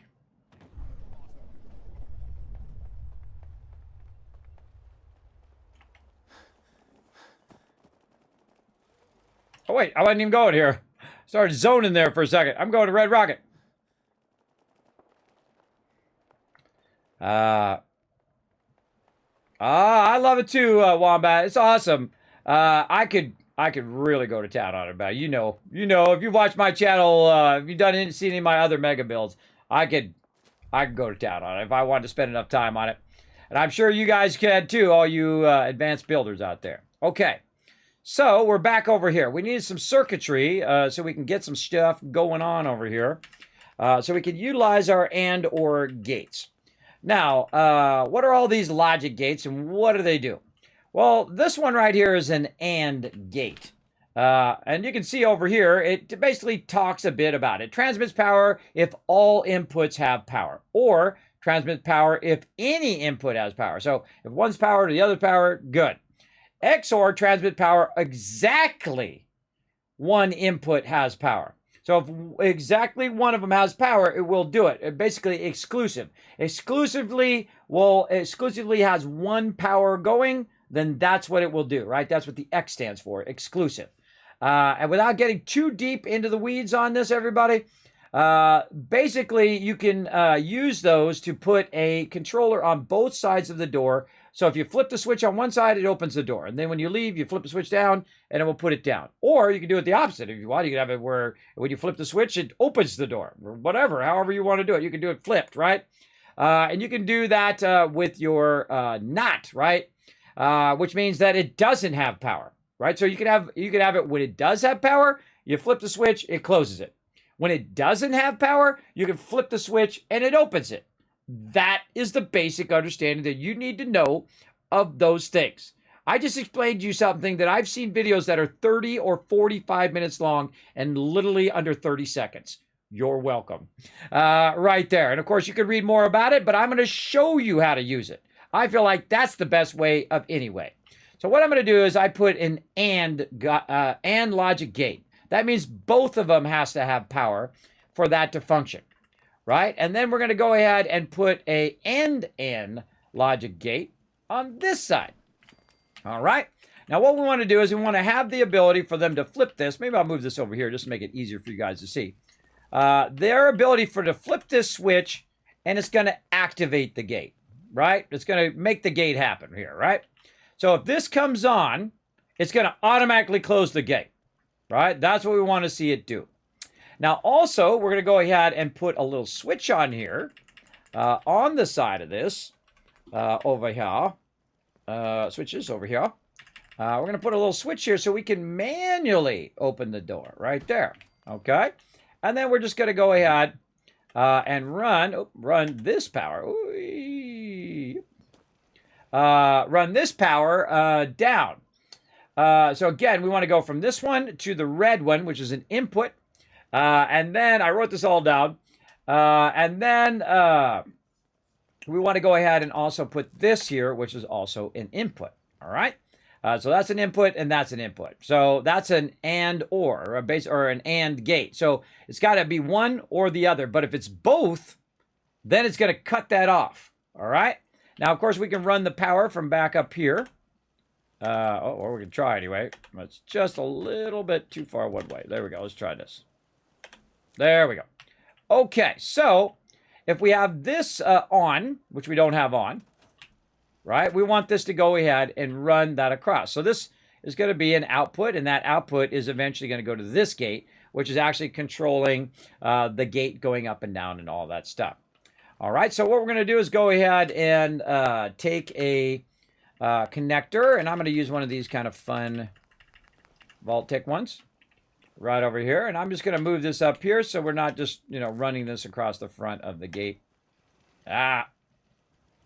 My powers are too powerful. Oh, what are you doing? It's being weird. Stop that. There we go. Up here. Let's move it down here first. There we go. Okay. Just so we're not putting the wire across right there. So we're going to go ahead and put this up a little bit. And then we'll run this over to there. Okay. So, again, if we flip the switches over here, it should function. Now, one of the problems that's happening right now is that the actual power is not going directly to this right here, which is what you want it to be doing. Right there. Go first person. Light on? Yes. You want the power to be going directly there because you don't want it to be going directly because this is off. And the only time that's going to be on is when somebody actually flips the switch. So you actually want the power right here. We're going to take that out. You actually want this power to go to this, but you also want it to go to that. And if you notice, it's now lit up, and the door is kind of lit up there as well. But it doesn't have any power yet because we still got to run the switch. Now, we also want to switch on the other side, right? So we want to go ahead and just say we come walking up and it's closed, right? Then we can go ahead and open it for our people over here. So we go ahead and get one of these little switches. We can go ahead and put it, say, let's put it over on this side. Put it over here on this side. And then we're going to take this. We're not going to run it to the door. What we want to do is, we're going to try not to run it to the door anyway. We want to run this to the inside of the thing, right? Now, one of the things that I did show you is how to run wires without through walls and all that kind of stuff. So what we're going to do is we're going to go ahead and use that technique where we go ahead and we put that there, right? And then we can go ahead and utilize our stuff over here as well. Now we're getting into logic and super builds. You know it. You know it. I'm going all out for you guys this playthrough. I'm telling you, doing the definitive Fallout 4 playthrough for all of you. I hope you guys are enjoying this. It's a lot of work, by the way. A lot of work to think this stuff out ahead of time. Okay, so I'm going to go ahead and connect that right to there. So I got this connected here. I'm going to grab, not the thing, but I'm going to grab the thing here. I'm going to use my superpowers to jump over to the inside. And then I'm just going to put that right there. Now, it's still connected. It ran the wire through the thing, which you would be able to do if you were actually in the wasteland because you just drill a hole through the wall. Why you can't do that by default in the game, I don't know. They didn't think that through. Okay, and then we're going to go ahead and maybe move this maybe up here. Let's move it up here on top just to make it easier visually. So it's coming from the switch out there, and then that switch is going to go right here to right there, right? So this is an and. So both of these must be powered for this to kick in.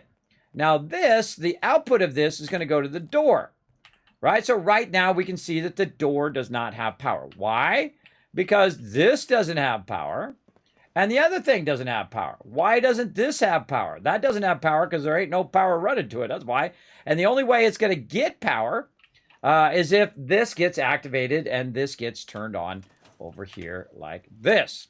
All right, so that's turned on there, and I'm going to go turn on the outside. The power didn't come on, by the way, as you saw. And then this over here, not getting any power either. Right, so we've got to figure out the logistics of why it's not getting any power.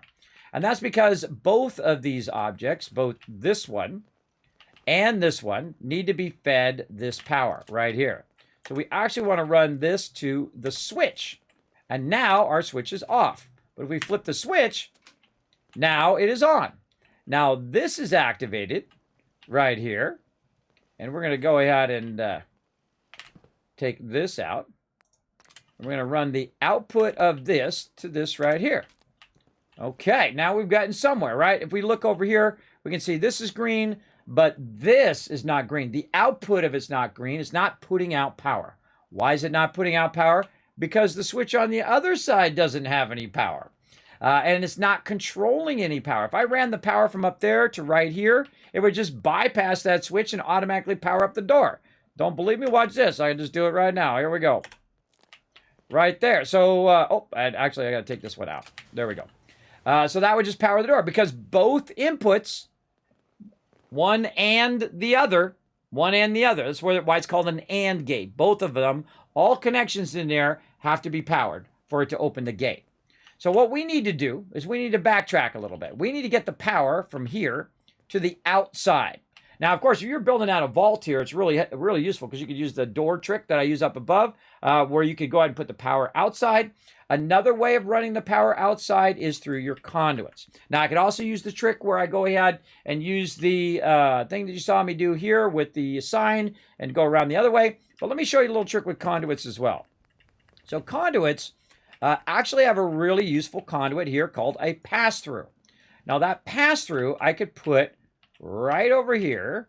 Maybe put it a little bit over here. And I can put it right here like that. And what it's doing is actually passing through the concrete wall.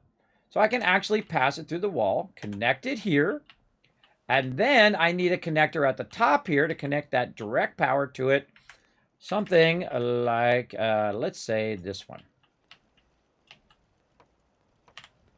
And then connect direct power to it. So now power going out to the switch. Number one, turn that power off. Doesn't do anything. Why? Because it's no longer connected up here. That's why. So we got to connect it from right there to right there. And there we go, right?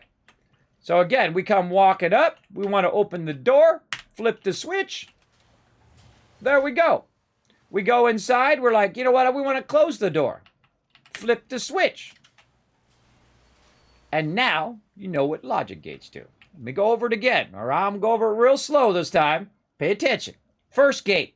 First logic gate is called an exclusive gate or an AND gate. Whatever I just said it was. Starts with an N. What is it called? My brain just went out. Starts with an N. I forgot now. Darn it. It sucks having sleep apnea, everybody. It just went out of my head. I said it earlier. You know what it's for, hopefully. You remember. Let me know in the chat if you remember what I said earlier. So basically what it is it's one or the other. If one or the other is going, then it will cause it to activate the gate. Right? Like, great example, if I turn that off, but I turn this on, it opens the gate. And you might be like, well, Kismet, if you're putting that alarm on, you don't want to open the gate. You want to close the gate. Exactly. So now you know how to do it in a positive way, right? This is what's known as a positive way, or basically if there is power on both sides, open the gate, right? And so that's one way of doing it. Now, if you want it to be reverse, if I want it to be where I power it on and then it closes the gate, well, then you need the other ones, right? Where it says if there's no power, then do the thing, right? Or if it supplies power to close the gate and not open it. So you'd have to use your other ones. But I'm just kind of showing you how to do it with this.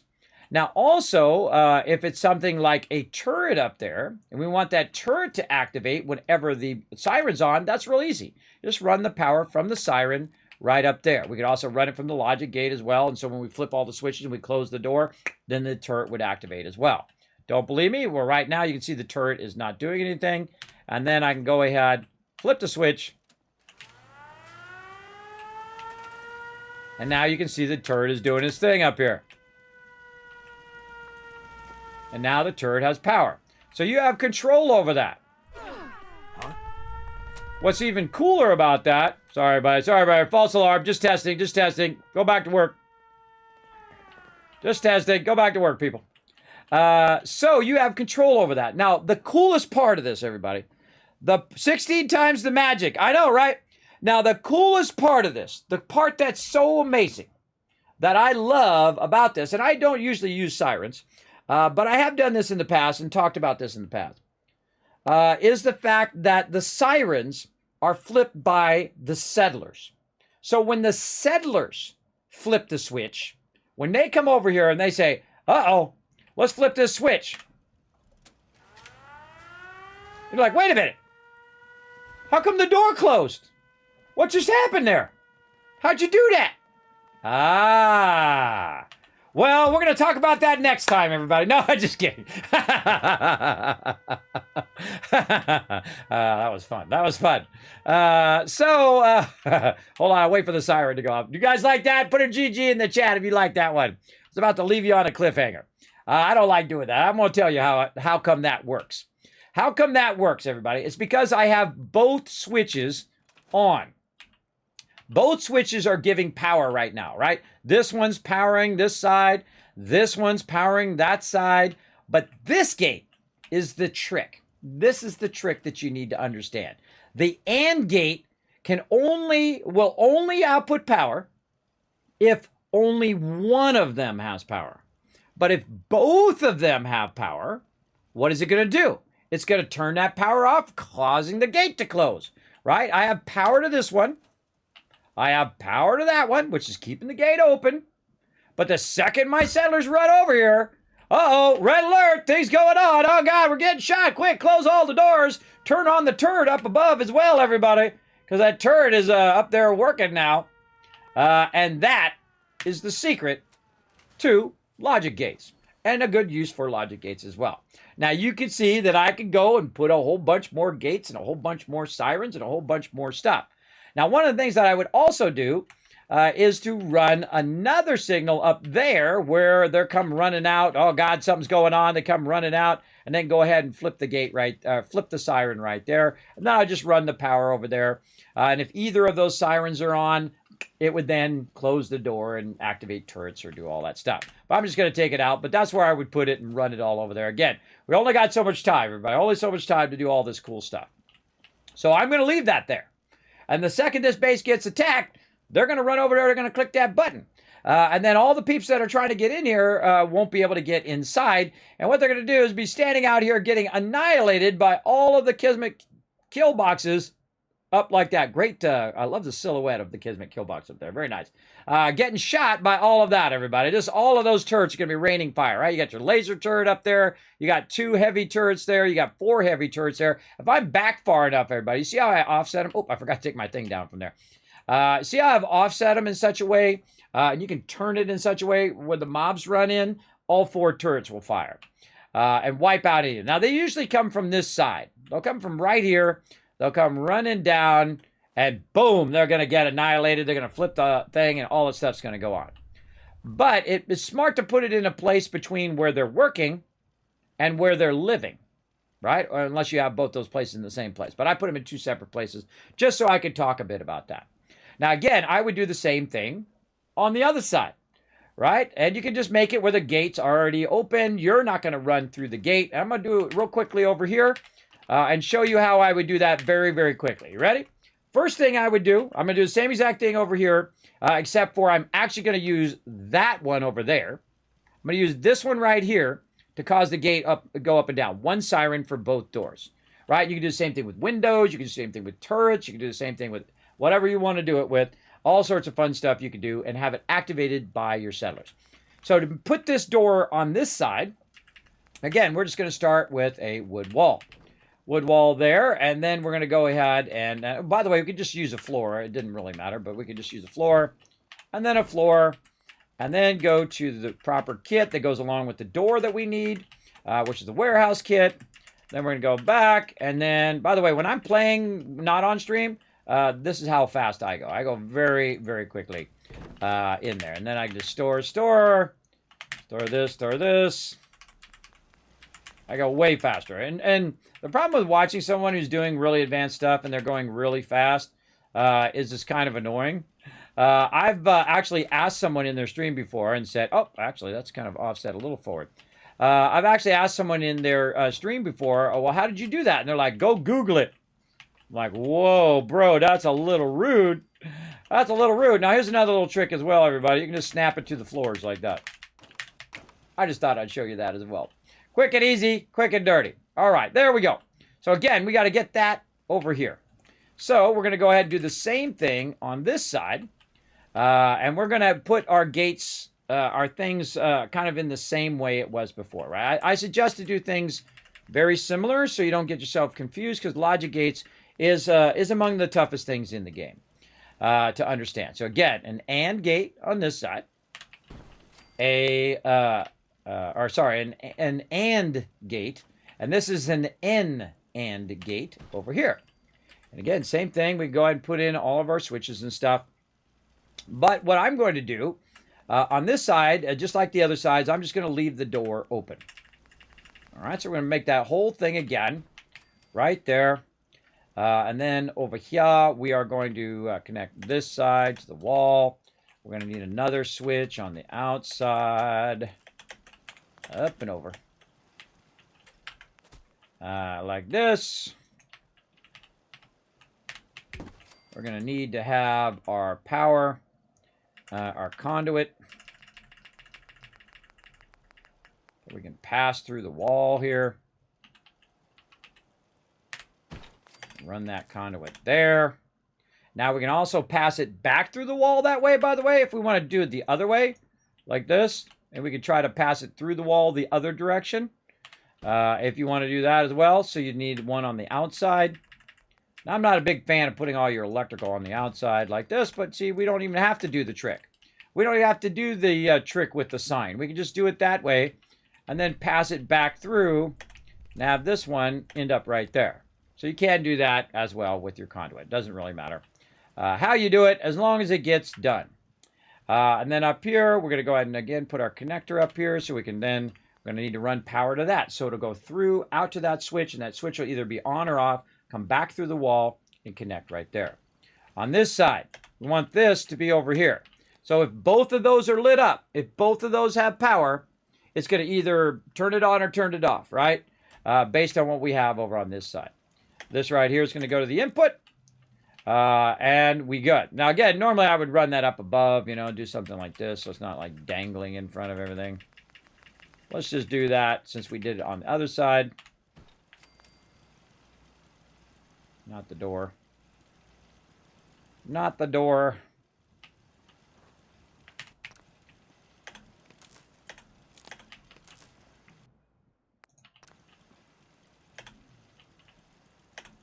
Okay. Now, again, we can use the same thing for both sides. And again, what we're going to do is we're going to need some power. So how can we get power from up here? Well, let's go ahead and whoop, whoop, up in the air. Like that. Again, I'm going to show you my cool trick with the vault-tec kit. We can go ahead and use the floor because the power is running through the floor here. And I'm just going to get a wall right here that I can just snap right there. And now what it's going to do is it's going to run it through the floor all the way to where I am, up the wall here. And then I can just go ahead and use a power connector over here. and then just run that down to wherever I need it to go, right? Down here, down there. But of course, you got to watch out because that thing's like in the way, right? So you got to use your connectors, or I like to use the big ones here,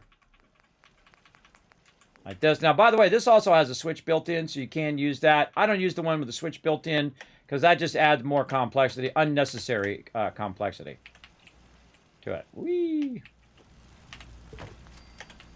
And this to here. Move that to the edge. Make it easier for us to just go ahead and run that down to the switch. And then run that down to our outside switch. All right? Direct power, inside switch, direct power, outside switch. Now this side already has power, so I don't really need to run power to it because it already has power from this side. So all I need to do is get this to run this across here, get to that point right there, and if that siren's on, to close the doors, and eventually close both of them. So again, same thing, right? We'll just go ahead again, use our vertical ones right here, and I suggested just to do this first. Just put it down somewhere where it's fairly easy to get to. There we go. And then connect it to the siren. And then pick it up and then see how far you can get away with running it. I'd probably say right there. Then same thing. Put it nearby. Connect it. Again, probably right there is good.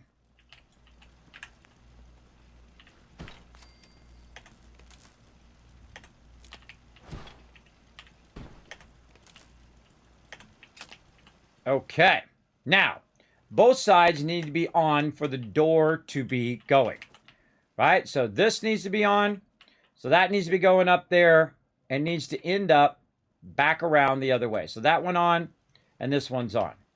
Now we can see that they're both on here, but it's not actually opening the door. If I turn it off, we see that it's actually not having any effect on the door. And the way we can tell is right over here, that this is not lit up. When this is lit up, then both of these will go. So what happened? How did we get off track here? Well, first thing we want to do is go see if this one has power. And it does. So this one has power. It's coming out of there, going to this switch, and then should be going back the other way. Now, one of the things that I find with conduits and things like that is it's very easy to get confused as to what going where with what. But we'll come back to that in a minute. Now, the other side, let's go check that side. Again, this is troubleshooting. So you got power coming down, and is it connecting to this? Well, wait a minute. Oh, wait, we got a little problem here. What the heck? What's going on here? Is this getting direct power? Okay, wait, yeah, it's getting direct power from up here. See, that's got power. This has got power. That's lit up. That's going over here. This is our AND logic gate.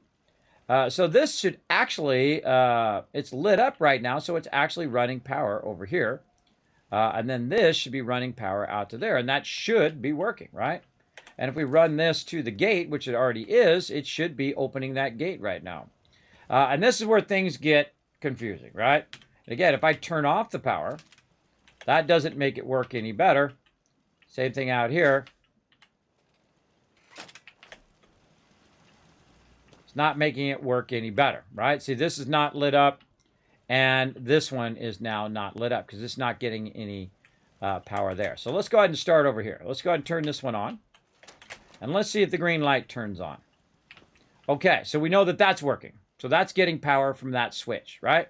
So we run power there, ran it to the other side. That's getting power there. This here, power on. Again, something's afoot, right? Something is making that not work. What if we go turn the siren on? That one closes, but this one does not open. One of the things that I always suggest you do is if you're having trouble, slow down, number one, and try to figure out what you did here that was different from what you did over on the other side. So here we've got two connections, one to there and one from here going to the red. Let's go over here and look at this. We got this connection coming from the thing. We got this connection going from here, and this is coming directly from power down there. So that switch is right. That switch is just fine and is outputting and going over here and should be getting both of these power right now. Again, this gate should be going up and down. Now, sometimes Sometimes it just doesn't work, everybody, just so you know. Sometimes it gets glitched out. It's not doing what you expect it to do. What if we take this other switch out and just kind of remove it from the equation, right? Remove that from the equation. All we want to do is take the power from up here, run that power down, and get it going here. Now, it could actually be a power problem, like you don't have enough power to make it work. That would be the next thing I would check. Do I have enough power to actually make this work, right? And this right here is an AND gate. So it's one or the other, right? An in AND gate. Over here on the other side, we would check to make sure we have all the same gates, right? So this side, this is an AND logic gate, and this is an AND logic gate. Do we have that on both sides? Now, this is going somewhere, everybody. AND logic gate, and logic gate. Again. So again, it should be working. It should be this side right here should be lit up, but it's not lit up and it's not working. So what do? You go in and you try to work it, right? You turn this off, you turn that on. Okay, why is that not lit up? Maybe it's the wire. Maybe it doesn't recognize that the wire is working. Let's go ahead and do this. Still not green, right? Why is it not green? Why can I not get this to go? Let's move it up here. Okay, hold on. I'll take this out. Now this should be on. Switch in 1. So it should be, again, should have power. So let's go ahead and do something different. Let's go ahead and send 2 wires. Whoa. Okay. Let's send 2 wires over here. It won't let me send another wire to that location from that. What if we send that power from the other direction? What if we send it from this way? They're still not lighting up. So again, there's something inherently wrong with that particular AND switch. Maybe we'll take it off and we'll put another switch down. All right, here we go. AND logic gate. Right there. 1 input. I've got the input on. It's got power. And so it should be lit up. But again, not working. So let's go ahead and change it where this has its own separate power. Right? We're going to go ahead and give its own power right over here. And then we're going to run that power right to there and watch that switch, right? And then we're going to output this switch out that way. And again, just trying to figure out why, see, that's lit up and why this is not outputting. And we're going to go over here. We're going to take this one out and see that that does the same thing. Oh, well, wait a minute. Why did that close? It closed because this one over here is connected directly to that. And I have both switches selected. So it has to do something with how many connections you have on this side, right? How many connections do we have that are going into that left side? We take one of those connections out, then it can work completely anonymously from there, right? We can just go ahead and flip that and it'll keep opening and closing the door. But it's not doing that, is it? That's because it has to have 2 connections. That is the reason why it doesn't work. It has to have 2 connections so that it does understand that it has 2 connections and one of those 2 connections is connected and has power. If both of those have power, like this, then it will turn itself off. Again, looking at the right one, the black one, that's how you get it. That's how you get it figured out, right? Is that second one. So we've run it over here, and we've put 2 in there, right? We have 1 coming from our switch here, and 1 coming from over here in there. Oh, okay. Wait a minute.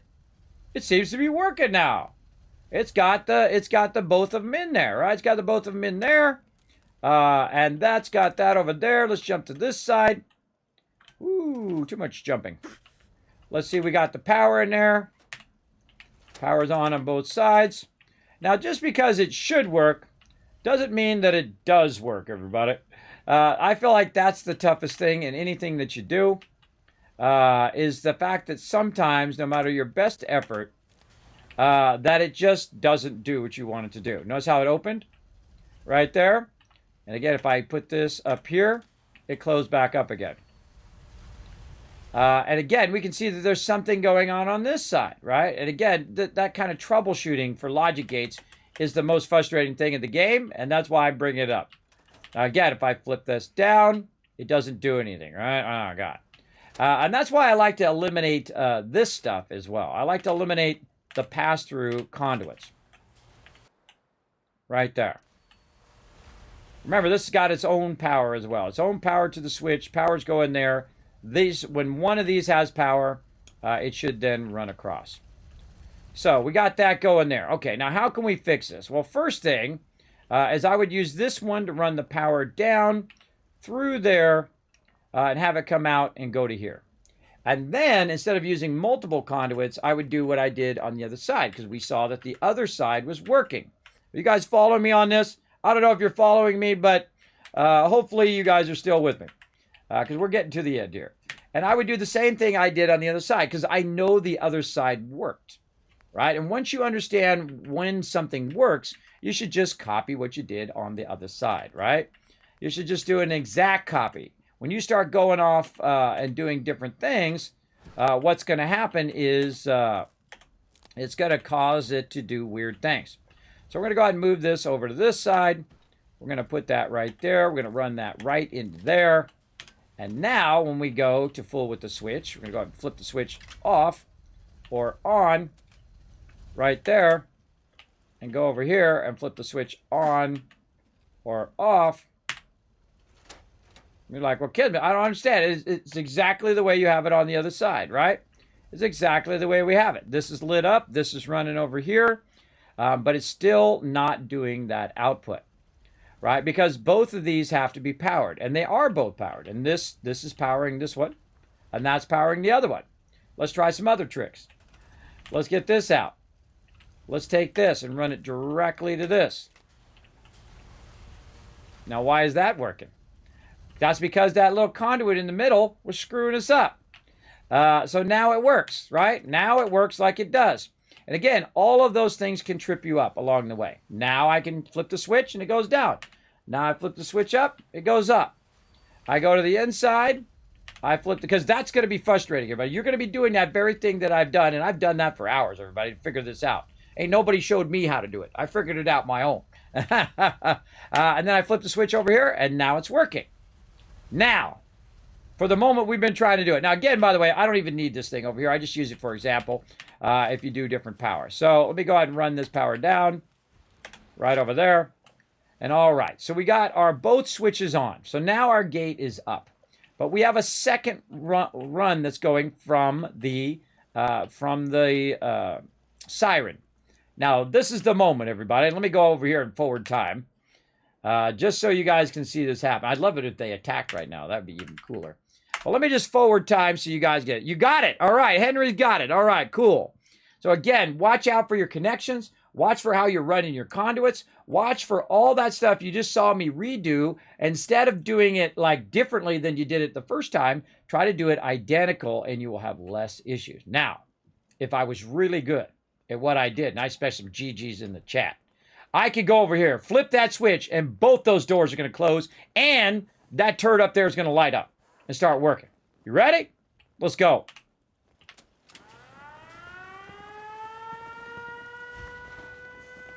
And there you go. And that is awesome, because now that is settler controlled. That is controlled by your peeps right here.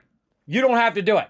The second somebody comes over here and starts attacking this settlement, boom, they hit that, they drop it. Now, of course, you could take it to 1,000 more degrees than what I'm doing, everybody. You could really go to town on it. One of my favorite things to do is battlements, or what's called ramparts, where you can go in and do something fun like this, just to take it to a little bit of a higher level. So we can go in and we can try to put this platform in here. Not going to let me do it. Maybe a little platform won't let me do it. Why won't it let me do it? Because it doesn't think that it's a floor, because that's a floor, not a roof.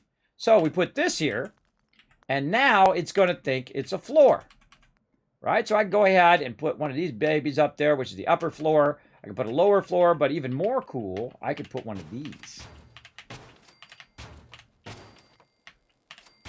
Like that, take that out, put my stairs in there. And now I got a rampart.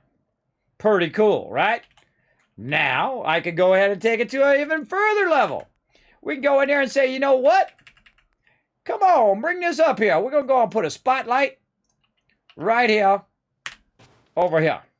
Now, what if the spotlight spots somebody, right? And we took that, and we ran it over here. We ran that over there. Instead of the siren, we had a spotlight. And the second the spotlight saw somebody, it caused the power to come on and then brought it all the way down. You could do something like that. You could work it out. Or you could go ahead and use that in combination with the siren as well. And set up more logic gates for that. How about some more heavy lasers over here? There's a little bit of lasers up here in the front. What else? What about shotgun turret? All right, let's do it. How about a little missile turret, which you should not do because it's going to end up shooting your own peeps, but too bad for them because we got to do this as an example. I'm going to chain all these together, which you should also not do. You should chain these up to a single connector like this, because if one of these if this one goes out, all the ones after that are going to get wrecked. They're going to get knocked offline. You'd want to do something more like this, where all of them, take out that, are going up to a single connection up here. Now, of course, they take that conduit out, then you're screwed, but very rarely does that happen. I think I've only seen it once where they knocked out a conduit, and they weren't even shooting for it. It was an accident. Just a little too far there. All right, let's move a little closer.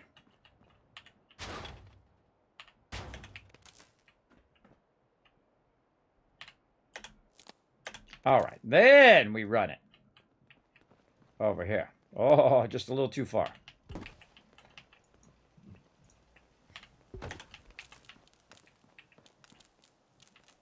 Still a little too far.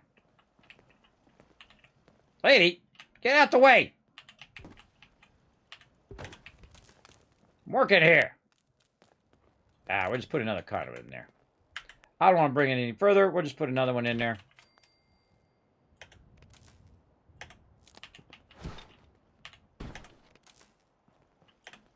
All right, now all that stuff is tied to that. We flip this sucker on. Boom. All of our turrets are on. All of our stuff's going to be on. Our doors are closed down. They could run up here on these ramparts and shoot them if I wanted to. Another thing that you could do. Oh, we turned that off, though, so we don't have to listen to that siren.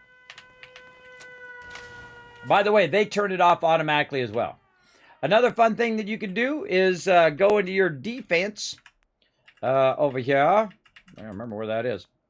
Very rarely do I use the guard posts right here.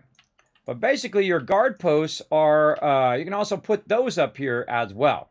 And we can kind of work that where we want it to be simply by doing what I just did there with the previous doors. By simply putting that there and then going back to your defense. And then having your guard post up here, or you can kind of snap it to stuff or run it whichever way you want it to go. We just put that. And then you got your person right up here, guarding, right, doing their thing. Even more so, you could make it not crooked. Not crooked, and try to push it forward. Let it hang over the side. I'm not a big fan of giving them an option to be underneath the thing. Maybe like that. And then we can go ahead and put another entrance over here so everybody doesn't have to go up the same entrance. Right there. Let's use our concrete kit.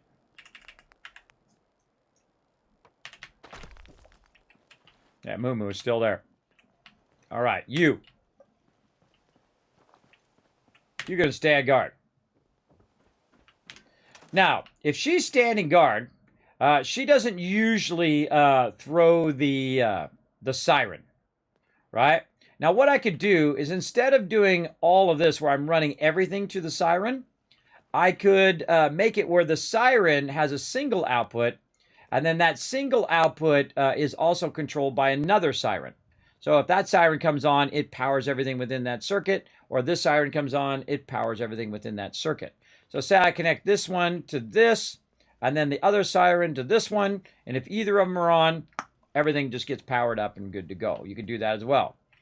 And she'll just sit up there, and these will be offline. Now, why would you want those off? Well, maybe you're trying to conserve power. Maybe you're in the early game. You're trying to conserve power when it's not in action, so you can use your power for other things like extracting water and stuff like that. Speaking of, I got to put some water here. And so on. Now, also, I can go in and put my water down before I forget. And one last thing we need to do, and then we need to put Founder up in here for AMZ. So I'm going to put my water pump here. Now, again, one of the things you can do that we did learn, I never got it to work until the other day, which somebody said it in the chat, and I appreciate that, is the ability to put our water stuff indoors. So we're going to take this, and let's just put this off to the side for a second. And then we're going to take our water. And I've tried this before, but for some reason, it's working in this playthrough.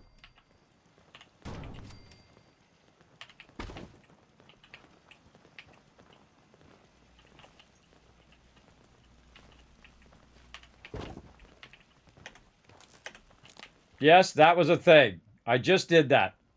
Everybody. Pretty cool, right? Now, of course, we can also get our power from up here, from where we're running our power all over the place, and try to run it down in here. But here we go again, everybody. We're going to run some wires through some walls. We're going to go ahead and take ourselves a wall decoration. We're going to get ourselves. I like to use the signs. You can really use anything. It's not it's not totally exclusive to just that one sign. You can use a lot of different things that go up on the wall. You can use paintings and whatever. I think the notice thing works the best for me. I don't know. I dig it. And again, we'll try to connect it up there. There we go. Try to connect it up there. Now, it has a bit of a problem because it's clipping through that side. So maybe we'll go ahead, pick up this, connect it over here somewhere. Let's say right here. Run it up to there using our scroll wheel. There we go. And then we'll grab this. And we'll go inside here, and we'll go ahead and, I don't know, what about right about there. And now we can run that wire into here, and now we have our actual water running inside Red Rocket. You're welcome. Come on, this is good stuff. Hey, Figgy, what up? Thanks for coming in and hanging out. Hey, Kismet, how can I win Kismet caps and donate to St. Jude? You win Kiz Cap just by chilling out in the channel. You can also help get Kiz Caps by going up there and retweeting. You can go ahead and click that last link right there, hit that like button, hit that retweet button. We get to 15 retweets, we're going to give you 10,000 Kiz Caps. We need 2 more peeps. We get 5 more than that, we get to 20 retweets. We're going to unlock another bonus giveaway. I've already given away literally 140 plus giveaways right here. I'm sorry if you missed it. Should have been here since the first. But, hey, I try to let everybody know.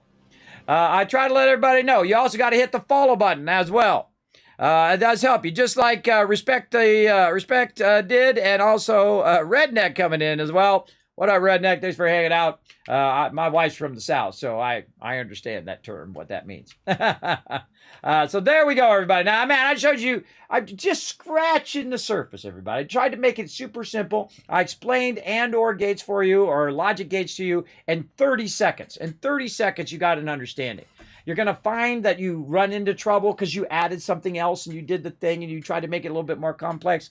I suggest work with what works. If you get one to work, do the exact same thing on the other side, and then experiment a bit. But you get the general idea. Now, we need to go ahead and put something cool here so that when anybody comes into the settlement here, they'll know who the founder is of this particular settlement. So how can we do that? Well, what we could do is we could go in and we could put a concrete wall here like so. We're going to put it just a little bit back right there. And then we could try to snap another concrete wall right there and then stick that one out. Right there. The little problem is it's floating and it's a little bit at an angle. Let's get that out of there. Okay, so how can we get something on the top of here to be like up there, right? Or how can we go ahead and use maybe our warehouse set, which is what this is from, and try to snap something to the top of it just like that. Not bad. Now, of course, it'd be way cooler if they had half walls to put it up there, right? Very cool half walls. Now, do I like those half walls? Maybe I want a half concrete wall. Maybe I want that up there, right? But sadly, there's no half concrete wall, so too bad. How about barn walls? Maybe there's some half barn walls that we want to use. All right, like right here. Maybe some with some really terrible looking windows in it. No, we don't want to use that either. That sucks. So we don't want to do that either. Maybe we want to go ahead and utilize our angle walls. Something cool like this, right? Put that in there and maybe have it like this. Like that, right? So we take this out. Take that out and go ahead and use this one to go up at an angle. We can go ahead and do that. And then take the reverse of that one and do that. And then have some fun, write some stuff on there. You're like, dang, kids, how'd you figure all that out? A lot of trial and error. And you don't have to, because I already did. I already did all the hard work. You guys enjoy the benefits. There you go. All right, F-O-U-N-D-E-R. Hold on, we gotta figure out the math of this. F-O-U-N-D-E-R. So that is 7 letters, so the N will be the middle letter. So always start with the middle letter, everybody. It'll save you lots of heartache by starting first with the middle letter. And then you can reverse type it in there with a U. O.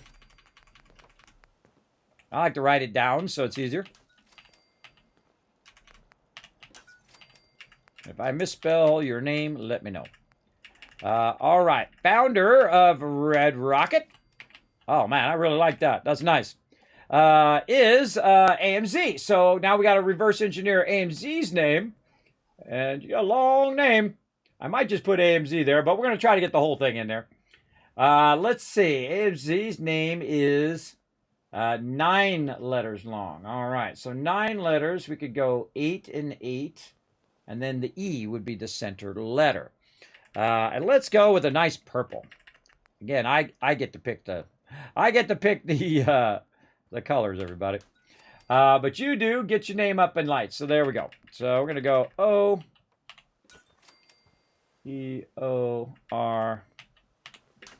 Now again, if you want to be the founder of one of these settlements and have me do a mega build, you better get to it.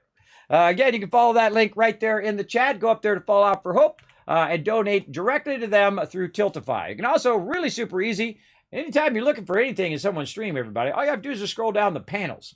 You just hit the chat thing there, scroll down there. If you want to help us with St. Jude, you go ahead and click on that, go to Tiltify, it goes directly to them. I have nothing to do with any of the donations. They go directly to St. Jude's through Tiltify. I'm not sponsored by them in any way or Fallout for Hope. I am sponsored by a whole bunch of other awesome people who have donated stuff to give out here on stream. One of my awesome sponsors, Bearskin Tactical Hoodie, number 2.0, by the way. Awesome hoodie. The best hoodie you ever own. And I'm going to hook you guys up with a 15% discount right there using Kismet 15. Also, Manscaped, 20% off. By the way, those actual discounts scale with other discounts, or they stack with other discounts. Like, you go to Manscaped right now, get yourself the performance package. You're going to get 40% off or 41% off, and then you get the 20% on top of that. So, woo, you're getting 60% off. You're welcome. Same thing with Lucid Sound, man. The best headphones you ever own, right here. My favorite thing about the Lucid Sound things is the sides of them. They're super soft. They don't smash your ear. Sometimes I'm here for 17 hours, everybody. 17 hours. My headphones, by the way, I let them go 5 days. These are wireless headphones. I let them go 5 days, and they finally died for the first time since I've owned them. I just let them keep going. I left them on the whole time for 5 days, and it finally had to be charged. On the side here, also, you got your volume control and your microphone control. You probably didn't even see it, but here's a microphone right there. Right there. Whoop. And you can control your microphones over here on the other side. So pretty awesome. You can also mute and unmute as well. Highly recommend all that. And of course, also some awesome other sponsors, Loop Deck as well. You guys can go check out that Loop Deck live they came out with, including the other Loop Decks. I have a Loop Deck right here. I just unplugged it. Oop, my bad. But I have a Loop Deck right here, which is awesome. Highly recommend it. This is the Loop Deck, the regular Loop Deck. As well, I use it for on the stream, and then also I use it for my graphics machine over there as well. So there you go. So you're hooking you guys up, easy to find right there in the panels. Remember, I'm the one that does all those graphics, so I work very hard to make it easy on you guys. So there you go. Easy, easy. And by the way, thanks. Great question in the chat. 1,000 Kiss Cats for a great question. All right, let's see. What am I doing? I'm doing AMZ's name here. I'm on the I, and then I need an S. Now, again, always start with your center letter. Now, I've been a graphic designer for 30 years, everybody. I've worked been very lucky to work with some of the top companies in the world. I've been doing tens, hundreds of thousands of projects. I've done every type of thing that you can do in graphic design. I was obsessed with graphic design. I've done T-shirts. I've done billboards. I've done CDs. I've done even record labels as well. No 8 tracks. That was before my time. But also every other thing that you could possibly think of. All the products you see in stores, cereal boxes, star scrolls, magazines, you name it, all of that as well. Comic books, those as well. Now, I didn't draw the comic books, everybody. Sometimes they would bring them in, and it was my job to do the pre-press and printing. And then sometimes it was my job to design whatever it was, like an ad or a poster or something like that. And then I would do that as well. But you got to be the highest of the highest in, because you got to know both printing and the deep understanding of printing and how to make something print correctly, and then also how to make it properly in the computer so it will actually output. A lot of times people send me files that absolutely not going to output. They would not output, not even to their own laser printer. It would not output. But using my magical problem-solving skills, I always got them going. Hundreds of thousands, everybody. Incredibly great career. I do not do graphic design for people anymore. You know what I do now? My job focus is a little joy and positivity into your day here in the stream. That's my job. That's what I do now. Because you got to have focus, everybody. You got to, when you have a passion for something, you put all your passion and love into it. You succeed at that thing, and then to kind of push forward as a human being, I think you got to find a new passion and go do that passion as well. So that's what I'm doing right now. I'm following that other passion as well. So, I don't know what is going on with the back of my neck here. It's like something bit me or something. Something bit me. Like my back of my neck hurts right there. I don't know. Must have rubbed it against something or something. I don't know. Let's see. So, let's see. E is where we're at. We got to back up. It's distracting me from my gaming here. We're on D. D, that's where we're at. These things don't need to spin, by the way. They're really annoying that they spin, because then you can't see what the letter is when you're like sliding through there to try to see the letter if they're turned sideways. Let's see. All right. Again, if I screw this up, AMZ, you let me know. We're going to get this going.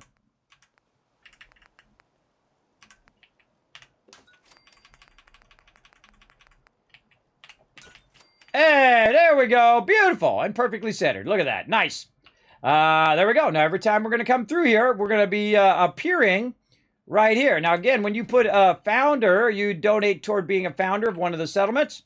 And obviously, Red Rock and Spectacle Island are already taken. What I do is I put the quick travel target right there. So every time I appear, it shows your name. And thank you very much on behalf of St. Jude, everybody, for those donations as well. So, again, could be a pimple. I don't know. I'm 52, so I think I'm a little past the point of pimples, but it does happen every now and again. Let's see. What are we doing? Saving. That's what we're doing. Let's start with that.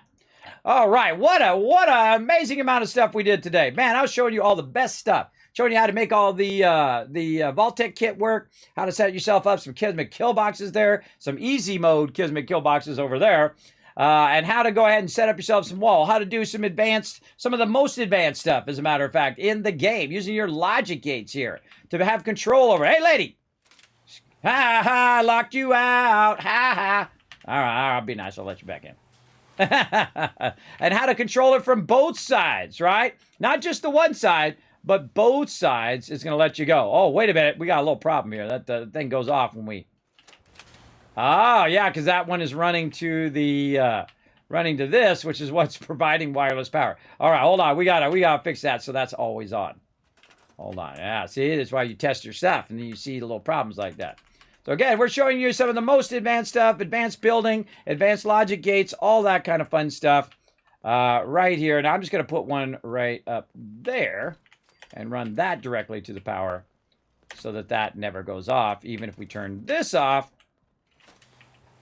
Huh? No. No. Look out below. That should always be on. What the heck? Let me just nudge it.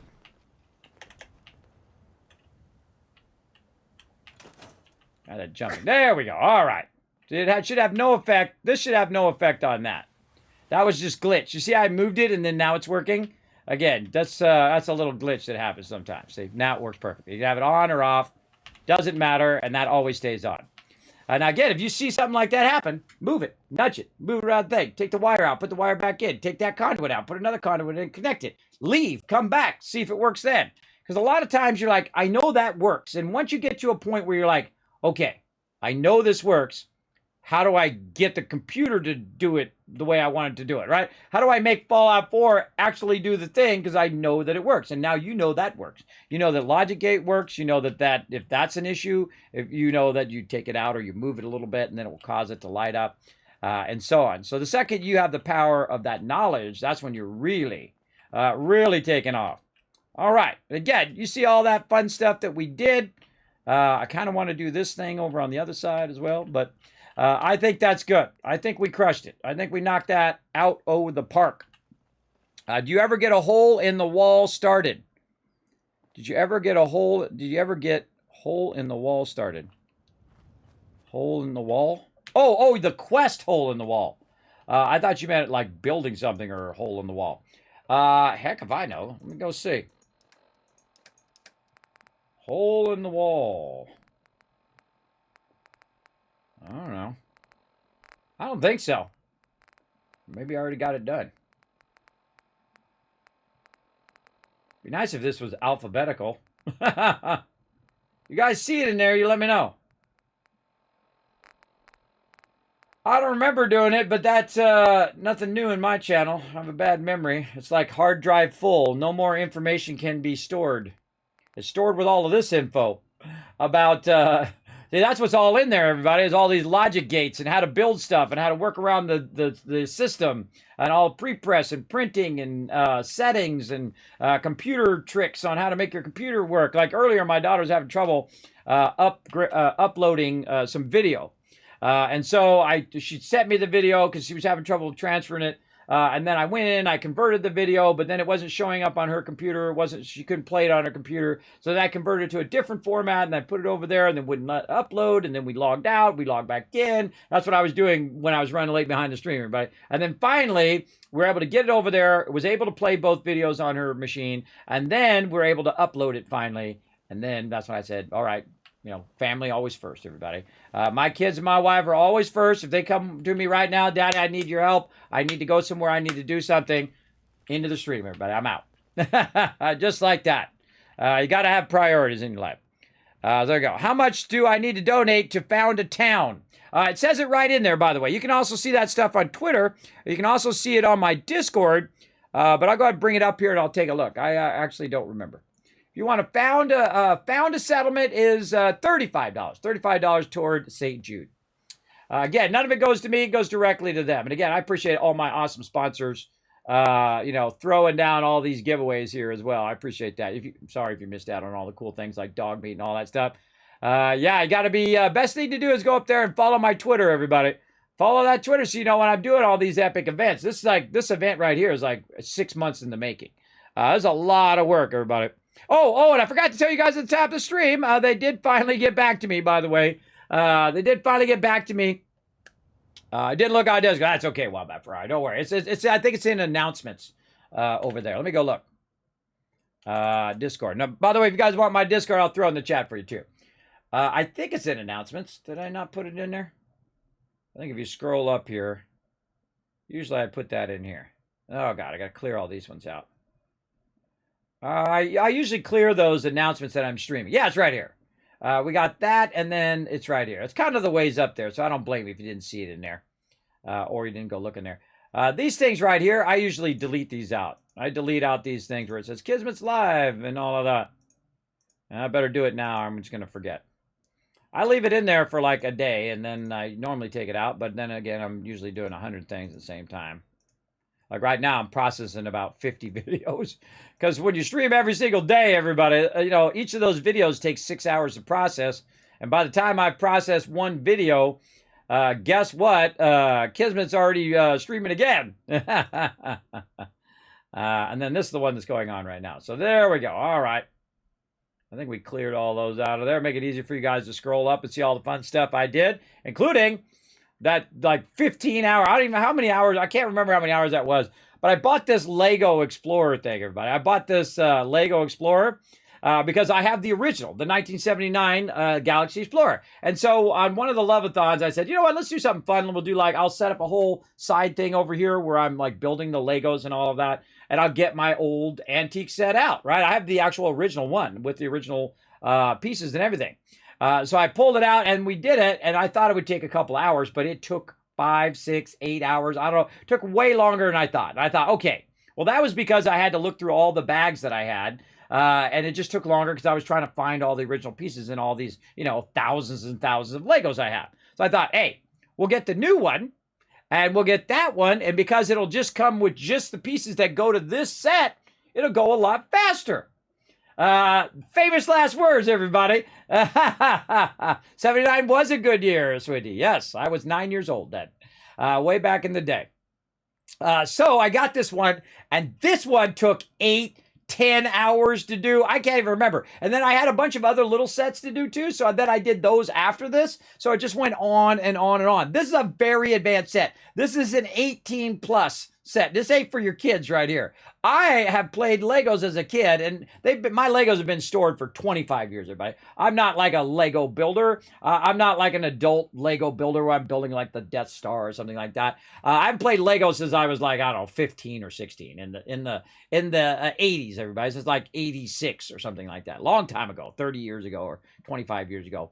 And so I got them out just for fun because I'd taken them out and my kids had messed around with them and we had cleaned them out and all that fun stuff. But I remember seeing them in there and I thought, I think you guys would dig that. So I did that. And then if I say I'm going to do something, everybody, I stay with it. Even though I was planning for a 2-hour stream, I stayed all 10 hours and we made that sucker on stream. I am of the old school. If you say you're going to do something, you do it. It's as simple as that. That's what you do. If you say you're going to give away 130 plus giveaways, that's what you do. And I did the other day. In fact, some of those giveaways are on the way. So be watching your mailboxes, everybody, for that as well. All of these epic giveaways, are they in here somewhere? Yeah, right here. You can see those there. And also this big giveaway list right here of all the stuff that we gave away as well. So again, feel free to check out the Discord. Now, again, if you do want to chat on the Discord, make sure you read these rules right here. Click that little green check mark right down there. It's right now at 390. Make sure it goes up to 391 when you click it. And then you can go in and say, Kismet, hey, man, I got a great idea. You want to check out Generation Zero or Dark and Darker games. And I put them all on the list. And I send in for the codes. And if they send me a code, we'll play it on stream. We'll check it out. And then people who are leveling up, you go in and introduce yourself as well. Wave at everybody. I love Akia goes in and says hi to everybody. Rotisserie D does as well. I appreciate you guys interacting there in the thing as well. So you get the general idea. Now, of course, you can also go in and put in your awesome community builds. Maybe you got a cool stuff or maybe a llama. You can go in and show your cool builds like K-Man Mox did here. Look at this. He did that Fallout 76. Really awesome. I like the Santa up there at the top. That's cool. He's also using a lot of the Nuka-Cola stuff. And I still got sidetracked again. I mean, I got sidetracked about 5 times. I meant to tell you at the top of the stream that they did get back to me and they're taking care of my Fallout First movie. They are going to sponsor me for Fallout First for another year. So I appreciate them over at Bethesda. So we're going to get that, that free cam build going probably tomorrow if it's in there. If it's not in there tomorrow, then I might do it on Friday morning. Then we'll get our main story going at nighttime on Friday night. And then Saturday is when I'll make the call of the faction. That's when I'll say, okay, that's it. We're going with this faction. Time to throw down and do all of that. Now, how are we doing over here? We're one more retweet away from 15, everybody. Come on, you got this. You got this, peeps in the chat. Click that last link. Hit that like button. Hit that retweet button. We get 15 retweets. My buddy, K-Man Mox, my awesome mod, is going to drop another 10,000 Kiss Caps on you right there in the chat. So earn those Kiss Caps. I got a bunch of bonus giveaways. If you notice, it's not in the title. And it's not on Twitter. I'm not telling anybody. These are bonus giveaways for the peeps who normally hang out on my channel, right? Not just people who see it on the net and say, oh, I'm going to hang out on Kismet channel because I want to get the giveaway. No, this is for all my peeps. This is from my peeps who are always here in the channel or who've discovered me lately and are chilling out here. I do love to also do kind of, you know, my community giveaways, and then I give away to the overall community on Twitch as well. I try to help both peeps out. Okay, so we crushed that big time. Now, let's see. Did I cover everything that I wrote down I wanted to cover today? Let's see. I got a whole list over here. So we redid Red Rocket. We put AMC's name up there. We talked about getting... oh, we were going to do weapons as well. I remember we were going to do that last time, but we didn't get time to do it, so we'll do it tomorrow. I talked about logic gates and how to maximize your use of logic gates, and not just what they're for, but how to use them. How to use them and how to set up your own cool gate interaction or interaction with your turrets. Or you can even, you know what some people do is they use these rolling doors as windows. So instead of it being an actual door, it acts as a window, so it can open and close the window because you clip the walls through it, right? So you go in, you do your walls, kind of like this, and you put, say, your wall down like this, and then you kind of put your thing up like that, and then you use it like a wall that's going through, or you can do this. And say, go like this.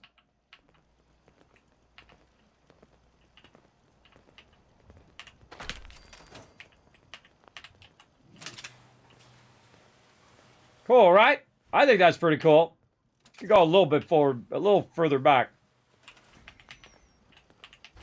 Why you people always gotta be up in my business when I'm working? That's when they gotta walk through there, right when I'm working. I got nothing else to do with these people. Let's center that a little bit more on the door. There we go. Come on, that's pretty cool, everybody. That's pretty cool, right? I've seen that on Bethesda's what do you call it? YouTube. That somebody had done that. I was like, oh, brilliant, brilliant. And all I saw was the gate going up and down. I didn't see how they did it or anything like that. I just saw that they had the thing in the wall, and it would go up and down and act like one of those windows where you can, you know, where you can block it. Now, you, of course, put two walls there and do it that way. But brilliant idea to put that in there. I think that's pretty neat. So you can also block out your windows with that. And there's there's 1,000 other things I could show you guys, but you get the general idea. All right, let's go get some of our purified water over here. Woo woo, woo woo. I like when he's running and then the momentum carries him over. The problem with the action points, when the momentum runs out, he just drops. He doesn't continue the momentum, because if he was going that fast, his momentum would not just suddenly stall out and he would drop. He would continue to going, because an object in motion remains in motion, right? And even if there was, even if there is wind resistance in the game, he would still remain in motion. Oh, look at this. How nice. It's cleaned out my workbench for me. And you're like, Kismet, what cleaned out your workbench for you? This awesome contraptions workshop thing right here, the vacuum hopper, which is then running in this elbow, going right here into this storage, which has basically pulled an absolute ton of stuff out of here, as you can see, including over 1,000 purified water. That's 11,000 caps right there. We're going to go ahead and put that over here just in case we need it in the future, but we don't really need to, by the way. I could have just left it over there and then grabbed it when I need it. Now, because I did this mod, everybody, that's why you got this green grass. And again, for those of you who haven't seen what mods I'm running, I'm going to go ahead and show you. Now, normally I do not play with mods. I didn't play with any mods here in this particular playthrough number 9, until after level 5, so I could show you guys how to be a wasteland tycoon like me. And basically get the Overseer's Guardian by level 14. By level 19, you're making 6,000 caps every couple days in game. And then, of course, eventually upgrading your weapons and armor and all of that stuff. And then to build that giant Tower of Hope, we needed the unlimited settlement budget. And it's the one that says easy, the easy one. So we used that, and I did that through Nexus. Nexus is a downloading site where you can download mods and all that kind of stuff. as well as I have the unofficial Fallout 4 patch because of all the glitches and problems that you have with the game that they never like fixed. And so the actual modders came out with a fix for it. And then these right here are actually part of the menu. When you first start up Fallout 4, there's a menu there, and it says, you know, the Creation Club and also mods. So if you go to mods and you go in there and you look for clean and simple, you're going to get clean and simple, and this is the super clean version of Sanctuary, where you're having the green grass and all of that. And I just discovered yesterday, I had no idea this was a thing, but you can go in and take all the houses out, too. You could scrap all the houses out of there, which is cool. Same thing here, clean and simple, Abernathy, clean, and then I have Superman on because we're using it as the power of hope, right, for St. Jude's. And then clean and simple, Spectacle Island. Now, don't let it fool you. Some of these do not have green grass, but Spectacle Island does at least. Oh, Tavern and Boathouse is under attack. Some people are going to be introduced to the Kismet kill box. Let's go watch them get annihilated, everybody. It's the ultimate defense in the wasteland. The Kismet kill box. That's another shirt I should do. Ultimate defense in the wasteland. Kismet kill box. I don't know. I make all the stuff for me, everybody. Some people make merch to sell it and make money on merch. I just make it because I like it. Kismet kill box, go, baby!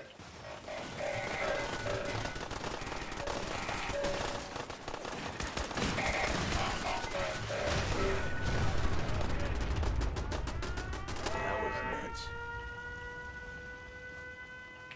A little late on the siren. Woo, some stuff blowing up around here.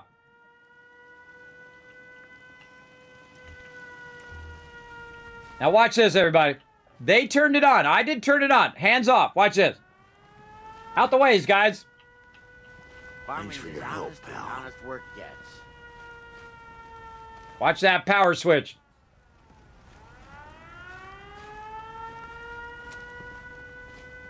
They turned it off.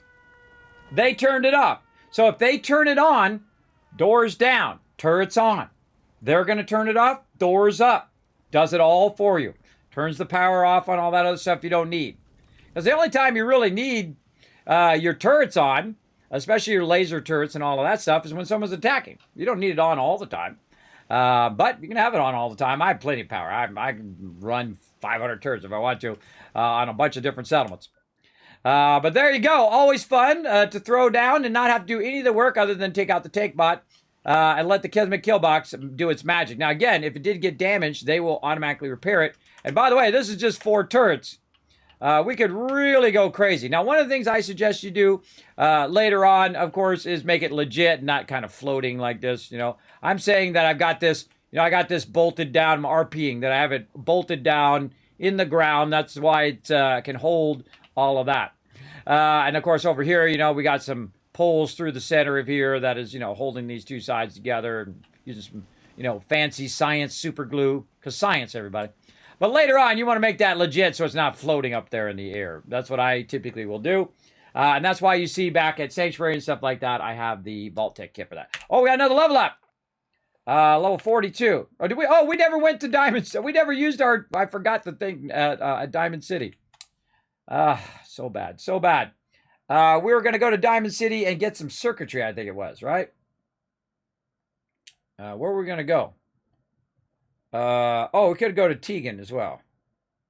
Was it circuitry or was it something else? I think it was circuitry. And we're at 42, which I think is Caps Collector. Yeah. All right, well, let's go to Tegan real quick then. Let's go pop up to Tegan. It was over on the Pridwin.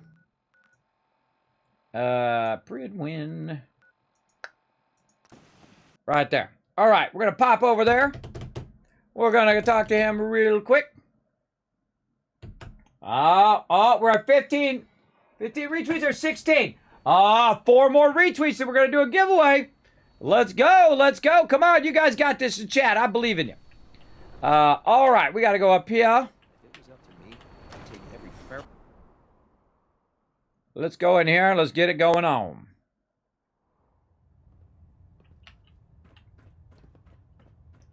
And then we're going to go down into the main deck. I wish you could just teleport directly to Tegan. That would be nice. But they, you don't do that in Fallout 4. But in Fallout 76, you can actually teleport out of locations, and you can also teleport into interior locations. There's a couple locations that you can do that here in Fallout 4. I'm not going to tell you where. I'll let you discover them. Which ones? Some of them you can teleport out and teleport into. Just a few, not very many. But in Fallout 4, you can do it in all. I mean, Fallout 76, you can do it in all those locations. Brings you to me today. Grab that loot right on there. Snaggy, snack. All right, so let's go ahead and go barter. Look, sure, I've got something that'll put a smile on your face. And then we're going to go in and we're just going to look at the circuitry here. So circuitry right here, 1035. We're going to go ahead and get out. Remember that number, 1035. We're going to go to caps collector, max level, right over here. Then we're going to talk to him again. Can I help you with anything? Let me see what you have. All of my weapons are mission ready. Okay, and again, right here, circuitry, 1035. And you're like, well, Kismet, what the heck? Why did your barter rates not get better if you got your caps collector? That's because the last caps collector actually does an invest function. If you notice that he's got, hey, what's up, Ems? If you notice, he's got 692 caps. So what I can do is invest a one-time investment right here, hit Q.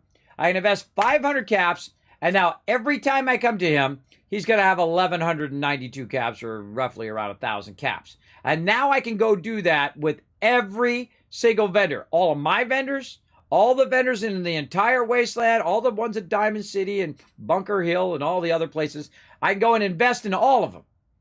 And not only can I come back later, you'll see me when I do like a full survival playthrough at some point when the new HD version comes out. But I will get to a point where I can buy out not only the vendors, but also get all of their caps when they're also upgraded. So, again, you just keep going the same way I'm doing, where you add purified water. And then, of course, when you get the vault-tec kit, you get that massive 500 power, and that's going to power all that purified water at Sanctuary and a whole bunch of other stuff, whatever you want to put in defenses or sirens like we're doing, and Andor gates and logic gates and all of that. So there we go. So now we're going to go ahead and get that shipment of circuitry. I'm just going to go ahead and do that. Get that going on. Accept that and get out of there. What can I get for you today? To the gates of hell? I'd be the I'll take a look. Key might... Did I not get it? I feel like I didn't get it. Circuitry. Ah, not ballistic fiber. Pressing all the wrong buttons. That's what I'm doing. There we go. All right. See you, Tegan. That Salisbury steak is mine. Okay, now what I do, everybody, is I run to the front of the ship. Ah, come on, mouse. Work with me.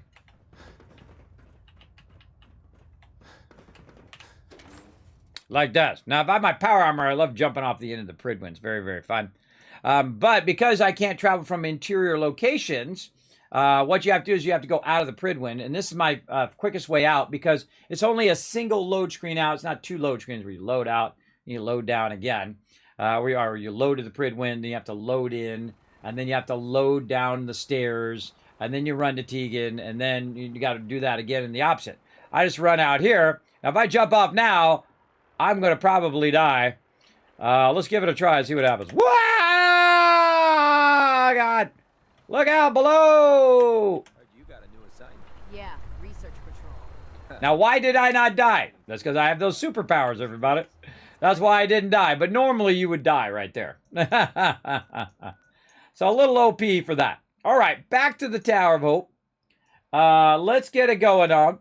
Back over here at Abernathy Farm. Oh, and I think I forgot to take my fusion core out of my power armor. Bad Kismet. Bad Kismet. I've had Trash Can Carla jump in my power armor before. I left it too close to her there, and then all of a sudden it attacked Trash Can Carla, saw the power armor, got in my power armor, and started running around in my power armor. Now, you can't tell Trash Can Carla to get out of the power armor. The only way she's going to get out of the power armor is if you lift the fusion core. You'd have to pickpocket her, take the fusion core out, and then she wouldn't have a fusion core, so she would then get out of the power armor. You'd get it back. So great little trick for you. Now, if it's your companions, you can just tell your companions to get out of the power armor. Look at this. We got the love going on over here. Look at this love, everybody. On the giant Tower of Hope. One of my favorite builds that I've done. Very, very fun. 20 stories high, sending out the love. Not only right there, by the way. Oh, not only right there, but on all the different sides. We got that love going out to the wasteland. That was really fun. I showed how to, use like grid paper to make like pixel art. And then you could use those, lights to do that. That's what those are, by the way. They're lights. Whee! All right, little OP there, bro. Going down. Now, again, I added the super mod so that, just to save us a little time. Because, again, we only got so much time.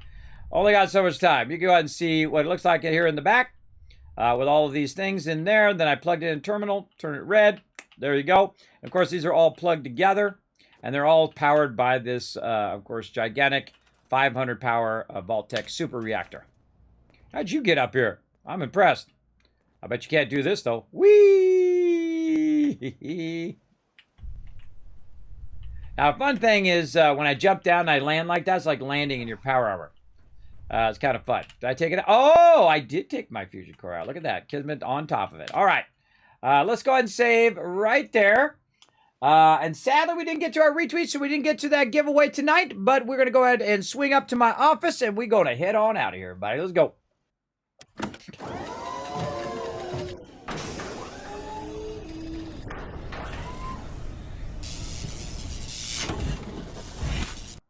All right, I think I showed you some epic stuff right there. I told you I was going to show you all about logic gates, and I did, and I gave you an overview in 30 seconds, as opposed to you watching the video for 45 minutes, just to learn what the logic gate does. Then I showed you why you use it, and then how to troubleshoot it, and then how to go from there. And then add more complex stuff to it as you go along, interactions with them, and then make your settlers do the work. Make your settlers run up there, flip that siren, activates all your defenses and everything. I think it's awesome. Very, very cool. All right, everybody. I'm going to go ahead and go back over this way and bring you guys in and my schedule in. There we go. Now, of course, I'm streaming every single day. We have streamed for 21 days in a row. Now on day 22, almost there. I'm going to be streaming until the 24th, which is this Saturday at 5 p.m. as well. So again, be around for that, everybody. Now, again, once again, I'm streaming 24 days in a row. We got how many more days to go? 2 more days, really? Thursday, Friday, Saturday. So 3 more days. 3 more days. 3 more days to go. That doesn't seem right. 22nd, 23rd, 24th. Yeah, that's right. What happens when you wake up and go to sleep on the same day? You get confused. So yeah, 3 more days to go, everybody. This is the longest I have ever streamed in a row. This is the most hours I've ever streamed in a month. I'm going to be hitting 200 hours for charity.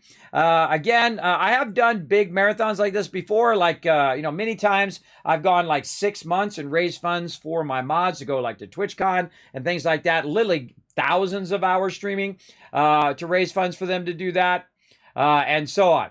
But sometimes I got family, or like earlier today when I just like, I'm going to not be able to do it, and then I will ease off. And then this way I come back tonight and then we do cool things like logic gates and fun stuff like that. So always good to kind of have that balance. And this is what I do this for, everybody. It gets me out of the bed every day. It helps me work on my health because it inspires me to do something I love to do. When you do something you love to do, everybody, it's much easier to get out of bed. When you have to get out of the bed because you got to go shovel a ditch out there, it's a little harder to get out of the bed. Or stand a post in the rain. All you military peeps know what I'm talking about. That's a tough one. Stand out there and shiver for hours because you stand a post for the rest of us, and I appreciate you. Appreciate all my military peeps. My family, military family, my wife's family, certainly military family. Going back generations and generations, by the way. All right, everybody, that's it for that. We're going to go ahead and roll that out. We're going to go ahead and click a button over here. Drop that logo for a second. Now, again, the best way to support the stream, pop on over to youtube.com/KismetBP, twitter.com/KismetBP over there. If you don't know what the BP stands for, it stands for Blood Pledge, which is the old school name from 20 years ago of a guild, before a guild was a thing, way back in the day. So that's where that comes from. So I kept it all this time because they won't give me Kismet because they said it's too generic. They gave Ninja his name. They didn't give me my name. I guess I just have to have millions and millions of dollars, I guess. So they give me my name. So go ahead and show some love over there. Hit that subscribe. Hit that follow button. You can also check out the Discord and the website. And, of course, the best way to support the stream, patreon.com/Kismet. Super easy. Click that link. Go up there. Even $5 makes a difference. And, of course, you get early access to all the cool stuff that I'm putting out on YouTube, guides, highlights, and they're ad-free. All right? And then we also put your name at the end of every stream. Let's go.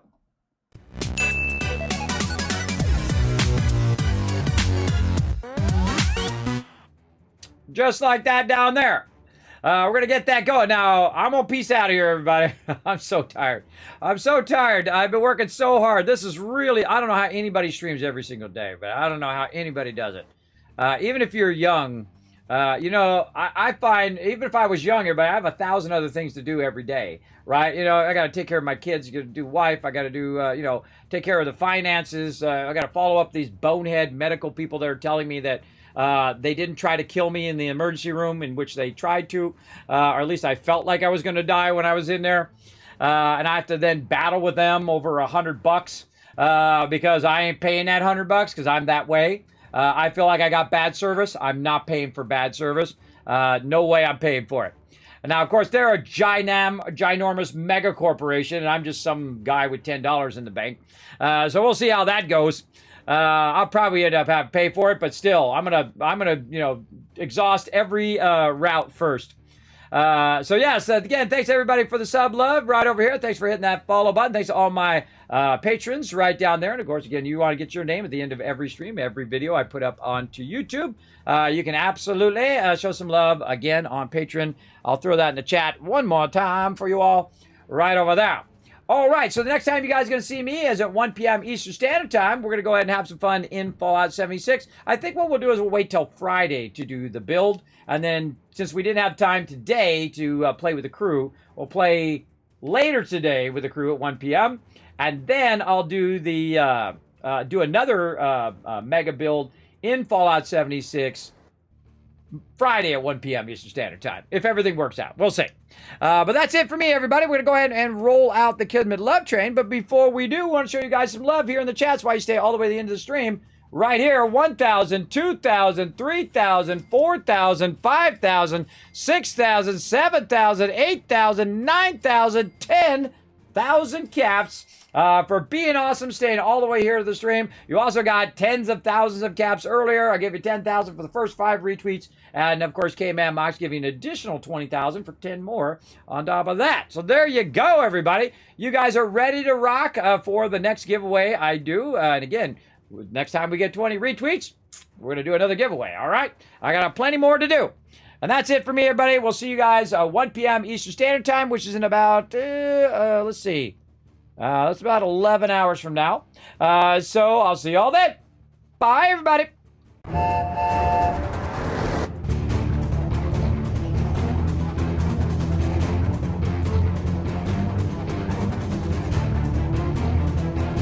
Hi, this is Norbert. Thanks for watching. Press the subscribe button. We'll see you all next time. Bye. Thanks for watching this video. Keep the Kismet Love Train a-going. Drop by my Patreon and show your support. Big thanks going out to Resident Spike, Rotisserie G, JC Hunter, AMZ, Carlos, Jeremiah, Notorious TDK, Scriplin, Ems, Brando, and Blaring Fire. Click to watch more videos, and I'll see you next time.